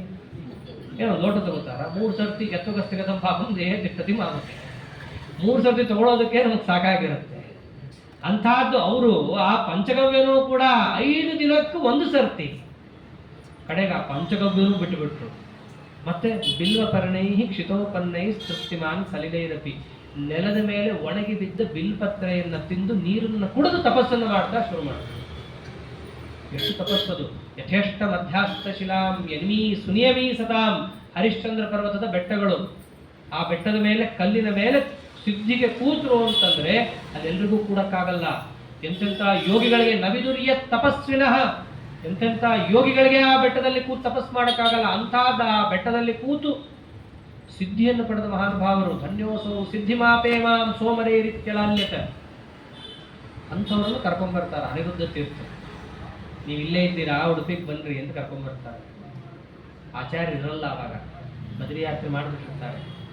ವಿಷ್ಣು ತೀರ್ಥರು ಬರ್ತಿರ್ಲಿಕ್ಕೇನೆ ಎಲ್ರಿಗೂ ಮಧ್ವಾಚಾರ್ಯ ಬಂದರು ಅಂತ ಆಗ್ಬಿಡುತ್ತೆ. ಯಾಕೆ ಒಂದೇ ತಮ್ಮ ಅಲ್ಲ, ನೋಡ್ಲಿಕ್ಕೂ ಹಾಗೆ, ತಪಸ್ಸಿಂದು ಹಾಗೆ, ಪೂರ್ಣ ಅನುಗ್ರಹಕ್ಕೆ ಪಾತ್ರರು. ಅಂಥವ್ರನ್ನ ಅನಿರುದ್ಧ ತೀರ್ಥರು ಕರ್ಕೊಂಡ್ಬಂದಾಗ ರೌಪ್ಯಪೀಠಮಿವಂ ಪುನಃ ನಿಸ್ತಜ್ಞಂ ಕೃಪಯಾ ಸ್ವೇಟು ಸಂಪ್ರಾಪ್ತಂ ಮೇನಿರೇ ಪ್ರಜಾ, ಮಧ್ವಾಚಾರ್ಯ ಬಂದರು ಅಂದ್ಕೊಂಡ್ಬಿಡ್ತಾರೆ ಅವರು. ಹೀಗೆ ಆಚಾರ್ಯರನ್ನು ಪೂರ್ಣ ಹೋಲಿಕೆಯಿಂದ ಹೊಂದಿದಂತಹ ಮಹಾನುಭಾವರು ವಿಷ್ಣು ತೀರ್ಥರು. ಹಾಗೆ ಆ ವಿಷ್ಣು ತೀರ್ಥರು ಒಂದು ಕಡೆ ಆದರೆ ಇನ್ನೊಬ್ಬರಿದ್ರು ಆಕೃಷ್ಟೋಸ್ಯ ಗುಣೈರ್ವ್ಯಾಪ್ತೈರ್ ಯೋಗೋದಾಯ ಉಪಾಯಯೋ ಸಪತ್ಮನಾಭತೀರ್ಥಾಖ್ಯ ಶಿಷ್ಯೋನ್ಯೋಭೋ ಸುಚೇತಸಃ. ಆಚಾರ್ಯರ ಗುಣಗಳಿಗೆ ಆಕೃಷ್ಟರಾಗಿ ಎಲ್ಲಿಂದ ಬಂದಿದ್ರು? ಯೋಗೋದಾಯ ಉಪಾಯಯೋ, ಗೋದಾವರಿ ತೀರದಿಂದ ಆಚಾರ್ಯನ ಹುಡ್ಕೊಂಡ್ ಬಂದ್ರು ಶೋಭನ ಭಟ್ಟರು.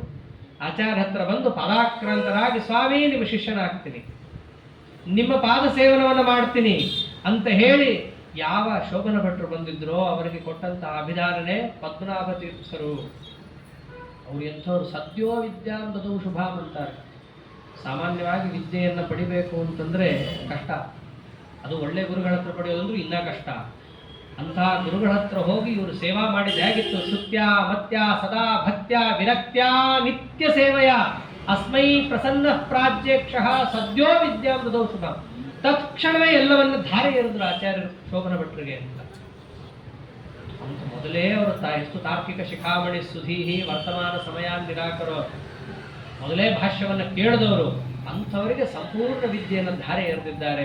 ಹಾಗಿದ್ರು ಪದ್ಮನಾಭ ತೀರ್ಥರವರ ವೈಭವ ನೋಡಬೇಕು. ಪಂಡಿತಾಚಾರ್ಯ ಬಾಯಲ್ಲಿ ಸಭೆಯಲ್ಲಿ ಕೂತರು ಅಂತಂದ್ರೆ, ದೃಷ್ಟಾಂತಕ್ಕೆ ಒಂದು ವೇದಾಂತ ಅನ್ನೋದು ಸಮುದ್ರ, ಸಮುದ್ರದಲ್ಲಿ ತಿಮಿಂಗಲಗಳಿರ್ತವೆ.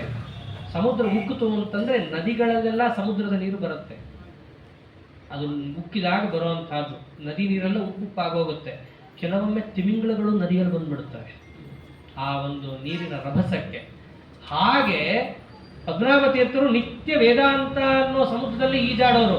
ಈ ವಾಕ್ಯಾರ್ಥ ಅನ್ನೋದು ಬಂತು ಅಂತಂದ್ರೆ ಅದು ಉಕ್ಕೇರ್ದಂಗೆ ಯಾವ ಶಾಸ್ತ್ರದಲ್ಲಿ ನುಗ್ತಾ ಇದ್ರು ಅಂತ ಯಾರಿಗೂ ಗೊತ್ತಾಗ್ತಾ ಇಲ್ಲ. ಅಷ್ಟು ಸರ್ವಶಾಸ್ತ್ರಾಭಿಜ್ಞರು.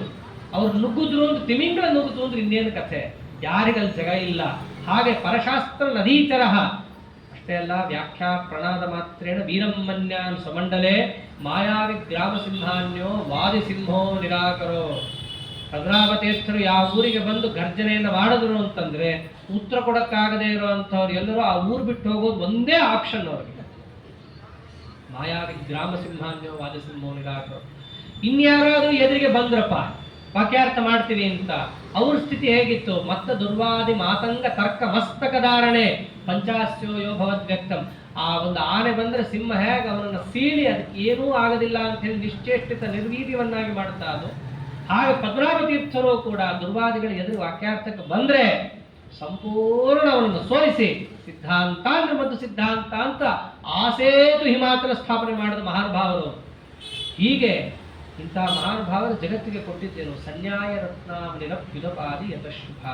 ಸನ್ಯಾಯ ರತ್ನಾವಲಿ ಅಂತ ಆಚಾರ್ಯರ ಅನುವ್ಯಾಖ್ಯಾನ ಗ್ರಂಥಕ್ಕೆ ಮೊದಲು ಟೀಕೆಯನ್ನು ಬರೆದ ಮಹಾನುಭಾವರು. ಅದನ್ನೇ ಅಂತಾರೆ ಟೀಕಾರಾಯರು ಕೂಡ ಸನ್ಯಾಯ ರತ್ನಾವಲಿ ಜನ್ಮಭೂಮಿ, ಸನ್ಯಾಯ ರತ್ನಾವಲಿಯನ್ನು ಕೊಟ್ಟವರು. ಅದರಂತೆ ನಯಚಂದ್ರಿಕಾ ಪಂಡಿತಾಚಾರ್ಯರು ಕೂಡ ಬರೆದಿದ್ದಾರೆ. ಅದರಲ್ಲಿ ಪದ್ಮನಾಭ ತೀರ್ಥರಿಗೂ ನಮಸ್ಕಾರವನ್ನು ಮಾಡ್ತಾರೆ ನಾರಾಯಣ ಪಂಡಿತಾಚಾರ್ಯರು. ಅವರು ನಮಗೆ ದಾರಿದೀಪ.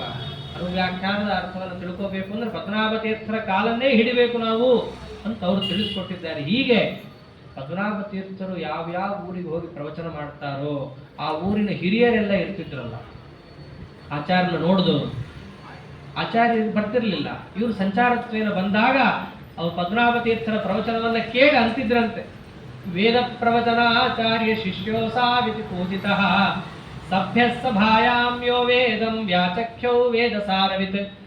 ವೇದ ವ್ಯಾಖ್ಯಾನವನ್ನು ಪದ್ಮನಾಭ ತೀರ್ಥರು ಮಾಡಿದ್ರೆ ಅಲ್ಲಿರೋರು ಹೇಳ್ಬೇಕಂತೆ, ನಮ್ಮೂರಿಗೆ ಮುಂಚೆ ಬಂದಿದ್ರು ಆನಂದ ತೀರ್ಥ ಭಗವತ್ಪಾದಾಚಾರ್ಯರು ಅಂತ ಬಂದಿದ್ರು, ಅವ್ರನ್ನ ನಾವು ವೇದ ಪ್ರವಚನಾಚಾರ್ಯರು ಅಂತ ಕರೀತಾ ಇದ್ವಿ. ಇವರು ಹಾಗೆ ಪ್ರವಚನ ಮಾಡ್ತಾ ಇದ್ದಾರೆ. ಆದ್ದರಿಂದ ಇವ್ರು ಯಾರು? ವೇದ ಪ್ರವಚನಾಚಾರ್ಯ ಶಿಷ್ಯ. ಒಬ್ಬ ಶಿಷ್ಯನಿಗೆ ಇದಕ್ಕಿಂತ ದೊಡ್ಡ ಬಿರುದು ಇಲ್ಲ. ಇದನ್ನು ಅವರು ಪಡೆದಿದ್ರು. ಹೀಗೆ ಪದ್ಮನಾಭ ತೀರ್ಥರು, ವಿಷ್ಣು ತೀರ್ಥರು ಇವರಿಬ್ಬರೇ ಅಲ್ಲ, ಇವರು ಹಿಂದೂ ಎಷ್ಟೋ ಜನ ಆಗಿದ್ರು, ಇವರು ಮುಂದೂ ಎಷ್ಟೋ ಜನ. ಅದರಂತೆ ಹೃಷಿಕೇಶ ತೀರ್ಥರು, ಅಧೋಪೇಂದ್ರ ತೀರ್ಥರು, ಮಾಧವ ತೀರ್ಥರು, ರಾಮತೀರ್ಥರು, ಉಪೇಂದ್ರ ತೀರ್ಥರು, ಅದರಂತೆ ಅಷ್ಟಮಠಾಧೀಶ್ವರರು. ಹೀಗೆ ಯತಿಗಳಲ್ಲಾದರೆ ಗೃಹಸ್ಥರಲ್ಲೂ ಎಷ್ಟೋ ಜನ ಶಿಷ್ಯರು ಅವರಿಗೆ. ಭಾವೋ ಗೃಹಿಣೋಪ್ಯಸ್ಮಾತ್ ಸಮಗ್ರಾನುಗ್ರಹಂ ಮೇಹೋ ದೀಪ್ತ ಯತ್ರಾಗ್ನೇ ಇವತ್ತಯೋ ಲಿಕುಚ ಶೇಖರಾಹ. ಎಷ್ಟು ಜನರು ಗೃಹಸ್ಥ ಶಿಷ್ಯರಿದ್ದಾರೆ ಅಂತ ನಮ್ಮ ಕೈಲಿ ಹೇಳಕ್ಕಾಗಲ್ಲ. ಹೆಸರಿಗೆ ಲಿಕುಚ ವಂಶ ಹೇಳ್ಬೋದು, ಯಾಕೆ ನಂದೇ ವಂಶ ಉದ್ಧಾರ ಆಗಿದ್ದೀರಿ. ಅವರಂತಾರೆ ಶಂಕರ ಪಂಡಿತರು ತ್ರಿವಿಕ್ರಮ ಪಂಡಿತರು. ಇಬ್ಬರು ಶಂಕರ ಪಂಡಿತರು, ಒಬ್ಬರು ತ್ರಿವಿಕ್ರಮ ಪಂಡಿತರು. ನಾವು ತ್ರಿವಿಕ್ರಮ ಪಂಡಿತರ ಮಕ್ಕಳು. ಆದ್ದರಿಂದ ಲಿಕುಚ ವಂಶ ನಮ್ಮದಾಗಿದೆ. ಒಂದು ಹೆಸರು ಹೇಳ್ತೀನಿ, ಎಷ್ಟು ಹೆಸರು ಹೇಳಿ ನಾನು? ಅಂತರ್ಮಾಧ್ವಂ ನಿಯೋಗಂ ಯೇ ಪ್ರಾಯೋ ನಾತ್ಯಜನ್ ವಿದುಷಾಂಬರಾಹ. ಒಮ್ಮೆ ಆಚಾರ್ಯ ಹತ್ರ ಯಾರು ಬರ್ತಾ ಇದ್ರೋ ಅವ್ರು ವಾಪಸ್ ಹೋಗ್ತಾ ಇರಲಿಲ್ಲ. ಹೆಂಗೆ? ಮೋಕ್ಷಕ್ಕೆ ಹೋದ್ರು. ಅವ್ರ ಹತ್ರ ಹೋದ್ರೆ ಅದೇ ಅಲ್ಲ, ಮೋಕ್ಷಕ್ಕೆ ಹೋದವರು ಹೇಗೆ ತಿರುಗಿ ಬರಲ್ವೋ ಹಾಗೆ ಆಚಾರ್ಯನ ಒಮ್ಮೆ ಶಿಷ್ಯತ್ವವನ್ನು ಯಾರಾದರೂ ಪಡೆದ್ರು ಅಂತಂದ್ರೆ ಅದನ್ನ ಅವ್ರು ಬಿಡ್ತಾ ಇರಲಿಲ್ಲ. ಹೀಗಿದ್ರು ಎಷ್ಟಂತ ಹೇಳ್ಬಹುದು, ಒಂದೇ ಮಾತು ಹೇಳ್ಬೋದು ನಾವು. ಆನಂದ ತೀರ್ಥ ಭಗವದ್ ವದನೆ ಎಂದು ಬಿಂಬಂ ವಿದ್ಯಾಸುಧಾ ವಿತತ ಕಾಂತಿ ಸುಕಾಂತಿಕಾಂತಂ ಯೈ ಪ್ರೇಕ್ಷತಾತ್ರ ಭವತಾಪಶಮಾಯ ಭಕ್ತೈ ತದ್ದಾಸದಾಸ್ಯಮಪಿ ಕಿಂ ನ ದದಾತಿ ಪುಂಸಃ. ಆನಂದ ತೀರ್ಥ ಭಗವತ್ಪಾದಾಚಾರ್ಯರ ದಾಸ್ಯ ಇರಲಿ, ಅವರ ಶಿಷ್ಯರ ದಾಸ್ಯ ಸಿಕ್ಕರು ಸಾಕು. ಅದು ಕೂಡ ನಮಗೆ ಸಮಸ್ತ ಭಾಗ್ಯೈಶ್ವರ್ಯವನ್ನ ಮೋಕ್ಷಾದಿ ಪುರುಷಾರ್ಥವನ್ನು ಕೊಡೋದ್ರಲ್ಲಿ ಸಮರ್ಥವಾಗಿದೆ. ಇಂತಹ ಆಚಾರ್ಯರ ದಿವ್ಯವಾದ ಚರಿತ್ರೆ ಇದೆ ಅಂತ ಪಂಡಿತಾಚಾರ್ಯ ತಿಳಿಸುವಂತಹ ಪ್ರಸಂಗದಲ್ಲಿ ಒಂದು ಕಡೆ ಚಾತುರ್ಮಾಸ್ಯ ಕೂತಿದ್ರು, ಏಕವಾಟ ಅಂತ. ಅಲ್ಲಿ ಚಾತುರ್ಮಾಸ್ಯಕ್ಕೆ ಕುಳಿತಂತಹ ಆಚಾರ್ಯರು ಅದನ್ನು ಮುಗಿಸಿ ಉಡುಪಿಗೆ ಬಂದಾಗ ಅಲ್ಲಿ ಪ್ರವಚನವನ್ನು ಮಾಡ್ತಿರ್ಬೇಕಾದ್ರೆ ಪ್ರವಚನಕ್ಕಿಂತ ಸ್ವಲ್ಪ ಸಮಯ ಇತ್ತು. ಆಚಾರ್ಯರಿಗೆ ವಯಸ್ಸಾಗಿತ್ತು, ಅವಾಗಲೂ ಲೋಕದ ಪ್ರಕಾರ ತೋರಿಸುವಂತಹದ್ದು. ಹಾಗಿದ್ದಾಗ ಆ ಸಭೆಯಲ್ಲಿ ಒಬ್ಬ ದೊಡ್ಡ ಸಾತ್ವಿಕ ಆಚಾರ್ಯರ ಶಿಷ್ಯ, ಆಚಾರ್ಯರ ಪ್ರವಚನ ಪ್ರಾರಂಭ ಆಗೋಕ್ಕೂ ಮುಂಚೆ ನಾವೊಂಚೂರು ಆಚಾರ್ಯರ ಗುಣಗಾನ ಮಾಡೋಣ ಅಂತ ಒಬ್ಬ ಶಿಷ್ಯ ಎದ್ದು ಪ್ರವಚನ ಮಾಡೋದನ್ನ ಪಂಡಿತಾಚಾರ್ಯ ಗ್ರಥನ ಮಾಡ್ತಾರೆ. ಸಾಧುಭ್ಯೋ ಮಧುಮಥನಾಂಗ್ರಿ ಭಕ್ತಿ ಭಾಗ್ಯ ಶ್ರೌತೇಭ್ಯೋ ವಿತತಮತೇರ್ಮಹಾನುಭಾವಂ ವೇದಾಂತಂ ಸ್ವಯಮಿವ ಬಂಧ ಮೋಕ್ಷ ಮೂಲಂ ವ್ಯಾಚಷ್ಟ ಸ್ಫುಟ ಮತ ಕೋಪಿ ಕೋವಿದೋತ್ರ. ಆಚಾರ್ಯ ಚರಿತ್ರೆಯನ್ನು ಒಬ್ಬ ಎದ್ದು ಹೇಳ್ತಾನೆ. ಹೆಂಗೆ ಹೇಳ್ತಾನೆ ಅಂತಂದ್ರೆ ನಮಗೆ ಬೇರೆ ವೇದಾಂತ ಗೊತ್ತಿಲ್ಲ, ನಮಗೆ ಗೊತ್ತಿರೋದು ಒಂದೇ, ನಮ್ಮ ಕಣ್ಣೆದ್ರೆ ಕಾಣಿಸ್ತಾ ಇರುವಂತಹ ವೇದಾಂತ ಗುರುಗಳ ಚರಿತ್ರೆಯನ್ನು ಬಾಯಾರೆ ಹೇಳೋದು, ಕಿವಿಯಾರೆ ಕೇಳೋದು, ಮನಸ್ಸಲ್ಲಿ ಅದನ್ನು ತಗೊಳ್ಳೋದು, ಇಷ್ಟು ನಮಗೆ ಗೊತ್ತಿದೆ. ನನಗೆ ಗೊತ್ತಿರೋದನ್ನೇ ಹೇಳ್ತೀನಿ ಅಂತ ಅವ್ನು ಶುರು ಮಾಡ್ತಾರೆ. ಏನೇನು ನಡೀತು, ಎಷ್ಟೊಂದು ಚರಿತ್ರೆಗಳಿದ್ದಾವೆ. ಗೋಮತ್ಯಾಸ್ತಟ ನಿಕಟೇಚ್ಛ ಕೀರ್ತಿ ಚಂದ್ರಂ ವಿಶ್ವಜ್ಞಂ ಕ್ಷಿತಿಪತಿರಂತ್ಯವರ್ಣ ಜನ್ಮ ವಿದ್ವೇಷ್ಟಾ ಶ್ರುತಿ ಗುಣ ಸಾಧಕಂ ಶ್ರುತೀನಾಂ ವಾಚಾಲೋ ವಚನಮುವಾಚ ವಾಗ್ಮಿವರ್ಯಂ. ಗೋಮತಿ ತೀರ ದ್ವಾರಕಾ, ಅದರ ಹತ್ರ ಹೋದಾಗ ಆಚಾರ್ಯರು ಒಬ್ಬ ರಾಜ ಸಿಕ್ಕ. ಅವನು ಶೂದ್ರ ರಾಜ. ಅವನು ಸಿಕ್ಕಾಗ ಆಚಾರ್ಯ ಹತ್ರ ಬಂದ, ನಿಮ್ಮ ವೇದಗೀತ ನಾವು ಯಾವುದು ಒಪ್ಪಲ್ಲ ಅಂತ. ಯಾಕೆ ಒಪ್ಪಬೇಕು? ಏನು ನೀವು ಅವ್ರು ಹೇಳಿದ್ದು ವೇದದಲ್ಲಿ ಹೇಳಿದ್ದು ಏನು ಆಗೋದೇ ಇಲ್ಲ. ಉದರಕಾಮೇಷ್ಟಿಯಾಗ ಮಾಡು ಪುತ್ರ ಆಗ್ತಾನೆ ಅಂತ ಹೇಳುತ್ತೆ, ಆಗೋದೇ ಇಲ್ಲ. ಅದರಂತೆ ಎಷ್ಟೊಂದು ಹೇಳಿದ್ದಾರೆ, ಆಗೋದೇ ಇಲ್ವಲ್ಲ, ನಾವು ಒಪ್ಪಲ್ಲ ಅಂತಂದ. ಹಂಗೇನಿಲ್ಲಪ್ಪ, ನಿಮ್ಗೆ ಅಧಿಕಾರ ಇತ್ತು ಅಂತಂದ್ರೆ ವೇದದಿಂದ ಹೇಳಿದ್ದು ಸಿಗುತ್ತೆ. ವೇದೋಕ್ತಂ ಫಲಮಲಮಪ್ಯತೆ ಅಧಿಕಾರ. ವೇದದಲ್ಲಿ ಹೇಳಿದಂತಹ ಅಂಶ ನಿನಗೆ ಸಿಗಬೇಕು ಅಂತಂದ್ರೆ ನಿನಗೆ ಅಧಿಕಾರ ಇರಬೇಕು. ವೇದದಲ್ಲಿ ಹೇಳಿದಂತೆ ನೀ ಬಾಳಿ ಬದುಕಿರ್ಬೇಕು, ಅಂದ್ರೆ ಮಾತ್ರ ವೇದದಲ್ಲಿ ಹೇಳಿದ ಫಲ ಸಿಗುತ್ತೆ. ಒಂದು ರಾಕೆಟ್ ಹಾರ್ಸೋಕ್ಕಾಗಲ್ರಿ, ಒಂದು ವೈರ್ ಕಟ್ಟಾದ್ರೆ. ಅಂಥದ್ದು ವೇದದಲ್ಲಿ ಹೇಳಿರೋದು ಸಿಗಬೇಕಂದ್ರೆ ವೇದದಲ್ಲಿ ಹೆಂಗೆ ಹೇಳಿರ್ತಾರೋ ಹಾಗೆ ಬದುಕಿದ್ರೆ ವೇದದಲ್ಲಿ ಹೇಳಿದ ಫಲ ಸಿಗುತ್ತೆ. ಹಂಗೆ ಅಧಿಕಾರ ಇಲ್ಲ, ಅದಕ್ಕೆ ವೇದದಲ್ಲಿ ಹೇಳಿರೋದು ಸಿಕ್ಕಿಲ್ಲ, ಅದು ನಕ್ಕು ಬಿಡ್ತಾರೋ. ನೀವು ಹೇಳಿರೋ ಅಧಿಕಾರ ಯಾರಿಗೂ ಇರೋದೇ ಇಲ್ಲ ಬಿಡ್ರಿ, ಸುಮ್ಮನೆ ಏನೋ ಕತೆ ಹೇಳ್ತೀರ ನೀವು ಅಂದ್ಬಿಡ್ತಾರೆ. ನಮ್ಮಂಥವ್ರ ಮುಂದೆ ಹೇಳಿದ್ರೆ ಹೌದಪ್ಪ ಅನ್ಕೊಂಡ್ ಬಂದ್ಬಿಡ್ತಾ ಇದ್ರಿ. ಅಲ್ಲಿದ್ದವ್ರು ಯಾರು? ಆಕ್ಷೇಪಂ ತಮಸಹಮಾನ ಉಚ್ಚಮಾನ ಸದ್ಯೋಸೋ ನಿಜ ಕರಪಲ್ಲವದ್ವಯೇನ. ಅಂತಿಂತವ್ರ ಮುಂದೆ ಹೇಳಿದ್ದಲ್ಲ, ಯಾರು ವೇದದ ಪ್ರಾಮಾಣ್ಯವನ್ನ ಎತ್ತು ಹಿಡಿದು ವೇದ ಪ್ರವಚನವನ್ನು ಮಾಡ್ಲಿಕ್ಕೆ ಬಂದ್ರು ಅವ್ರ ಎದುರು ಹೋಗಿ ವೇದದ ಪ್ರಾಮಾಣ್ಯ ಅಂತ ಅವ್ರು ಯಾಕೆ ಕೇಳ್ತಾರೆ? ವೇದ ಎಲ್ಲ ಪ್ರಮಾಣನೆ ಅಂತ ಅಧಿಕಾರಿಗಳಲ್ಲಿ ಶಿರೋಮಣಿ ನಾನೇ. ಓಂ ಏನಾಮನನಾಥ್ ಓಂ. ಬ್ರಹ್ಮಸೂತ್ರದಲ್ಲಿ ಅದೇ ಹೇಳೋದು. ಅಧಿಕಾರಿಗಳ ಪಟ್ಟಿಯನ್ನು ಮಾಡಿದಾಗ ಯಾರ ಅಧಿಕಾರಿಗಳಲ್ಲಿ ಸರ್ವಶ್ರೇಷ್ಠರು ಅಂತ ಬಂದ್ರೆ ಮುಖ್ಯ ಪ್ರಾಣದೇವರೇ. ಸಾಧಕರಲ್ಲಿ ಭಗವತ್ ಪೂಜಾದಲ್ಲಿ ಅಧಿಕಾರಿಗಳು ರಮಾದೇವಿ ಇದ್ದಾಳೆ, ಅದು ಬೇರೆ. ಸಾಧಕರಲ್ಲಿ ಯಾರು ಅಧಿಕಾರಿಗಳು? ಮುಖ್ಯ ಪ್ರಾಣದೇವರೇ. ನಾನೇ ಎದುರಿಗಿದ್ದಾಗ ಇಲ್ಲ ಇಲ್ಲ ಅಂತ ಅವ್ರು ಯಾಕ್ರಿ ಕೇಳ್ತಾರೆ? ಆಕ್ಷೇಪಂ ತಮ್ ಅಸಹಮಾನ. ಒಪ್ಲೇ ಇಲ್ಲ ಆಚಾರದನ್ನ. ತಕ್ಷಣ ಎರಡು ಕೈಯಲ್ಲಿ ಬೊಗಸೆಯಲ್ಲಿ ಒಂದು ಬೀಜ ಹಿಡ್ಕೊಂಡು ಹೇಳ್ತಾ ಇದ್ದಾರೆ, ಯಾವ ಔಷಧಿ ಸಂಬಂಧಂತೆ ಅಂತ ಹೇಳಿ ಆ ಔಷಧಿ ಮಂತ್ರವನ್ನು ಹೇಳ್ತಾ ಕೈಯಲ್ಲಿ ಹಿಡ್ಕೊಂಡು ಸೂಕ್ತೇನಾಂಕುರದಲ ಪುಷ್ಪ ಬೀಜ ಸೃಷ್ಟಿಂ. ಆ ಒಂದು ಬೀಜ ಇತ್ತು, ಆ ಬೀಜ ಏನಾಯ್ತು? ಮೊಳಕೆ ಹೊಡಿತು, ದೊಡ್ಡದಾಯ್ತು, ದೊಡ್ಡ ಕಾಂಡವಾಗಿ ಬೆಳೀತು, ಬೆಳೆದಿದ್ದು ಚಿಗುರು ಹೊಡಿತು, ಹೂ ಹೊಡಿತು, ಹಣ್ಣು ಹೊಡಿದು, ಹಣ್ಣು ತೆಗೆದು ಅವನು ಕೊಟ್ಟು ತಗೋ. ಕ್ಷಣಾರ್ಧದಲ್ಲಿದ್ದು ಸೂಕ್ತೇನಾಂಕುರದಲ ಪುಷ್ಪ ಬೀಜ ಸೃಷ್ಟಿಂ ಅಂದ್ರೆ ವೇದ ಪ್ರಾಮಾಣ್ಯವನ್ನು ಕೂಡ ಜಗತ್ತಿನಲ್ಲಿ ಎತ್ತಿಡಿದವರು. ವೇದ ಪ್ರಾಮಾಣ್ಯವನ್ನು ಎತ್ತಿಡಬೇಕು ಅಂದ್ರೆ ಎಲ್ಲರ ಕೈಲೂ ಆಗಲ್ಲ. ನೀವು ಎಲ್ಲಿ ತನಕ ಮಾತಾಡಕ್ಕಾಗತ್ತೆ, ಶಬ್ದದಲ್ಲಿ ಎಷ್ಟು ಸಾಧ್ಯನೋ ಅಷ್ಟು ಹೇಳ್ಬೋದು. ಎದುರಿಗಿದ್ದವನು ತೋರಿಸ್ತ್ರಿಂದ ನಿಮ್ಗೆಲ್ಲ ಆಗತ್ತೆ. ಪ್ರಹ್ಲಾದರಾಜರು ಮಾಡಿದ್ರು, ಹರಿಯಲ್ಲಿ ಎಲ್ಲಾ ಕಡೆ ಇದ್ದಾನೆ, ತೋರಿಸಿದ್ರು. ಅಷ್ಟು ತಾಕತ್ತಿದ್ದವ್ರಿಗೆ ಸಮರ್ಥನೆ ಮಾಡೋಕ್ಕಾಗತ್ತೆ, ಎಲ್ರಿಗೂ ಆಗಲ್ಲ. ಅಂಥ ದೊಡ್ಡ ಸಮರ್ಥರು ನಮ್ಮ ಆಚಾರ್ಯರು ಸಾಮಾನ್ಯ ಅಲ್ಲ. ವೇದ ಪ್ರವಚನವನ್ನು ಮಾಡುವವರು ಅಂತಂದ್ರೆ ವೇದದ ಪ್ರಾಮಾಣ್ಯವನ್ನ ಸರ್ವತೋಮುಖವಾಗಿ ಎತ್ತಿಡಿಯುವಂಥ ಆಚಾರ್ಯರು. ಇದು ಒಂದು ಕಥಾ. ಆದರೆ ತುಂಗಾ ತೀರಕ್ಕೆ ಬಂದಿದ್ದಾರೆ, ಪ್ರವಾಹ ಬರ್ತಾ ಇದೆ, ಆಚಾರ್ಯರು ನಡ್ಕೊಂಡ್ ಬರ್ತಾ ಇದ್ರು. 100 ಜನ ಆ ಕಲ್ಲನ್ನ ಎತ್ತಿ ಅಡ್ಡ ಇಡಬೇಕು ನದಿಗೆ, ಇಲ್ಲಾಂದ್ರೆ ನದಿ ಈ ಕಡೆ ಹರ್ಕೊಂಡ್ ಬಂದ್ಬಿಡುತ್ತೆ ಅಂತ ಪ್ರಯಾಸ ಪಡ್ತಾನೆ ಇದ್ದಾರೆ. 1 ಇಂಚ್ ಅಲ್ಲಾಡ್ಸಕ್ ಆಗ್ತಾ ಇಲ್ಲ. ಇವರು ಅಲ್ಲೇ ಹೋಗ್ತಾ ಇದ್ರು. ಕರುಣಾಳುಗಳು ನೋಡಿದ್ರು, ಅಷ್ಟು ಜನ ಸೇರಿದ್ದಾರೆ, ಏನೇನೋ ಮಾಡಿ ಎತ್ತಿಡಕ್ಕೆ ಹೋಗ್ತಾ ಇದ್ದಾರೆ.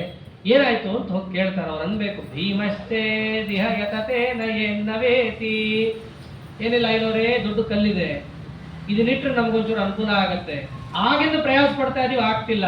ಬಹುಶಃ ಭೀಮ ಬಂದ್ರು ಅವ್ರ ಕೈಲಿ ಆಗುತ್ತೋ ಇಲ್ವೋ ಅಂದ್ಬಿಡ್ತಾರೆ.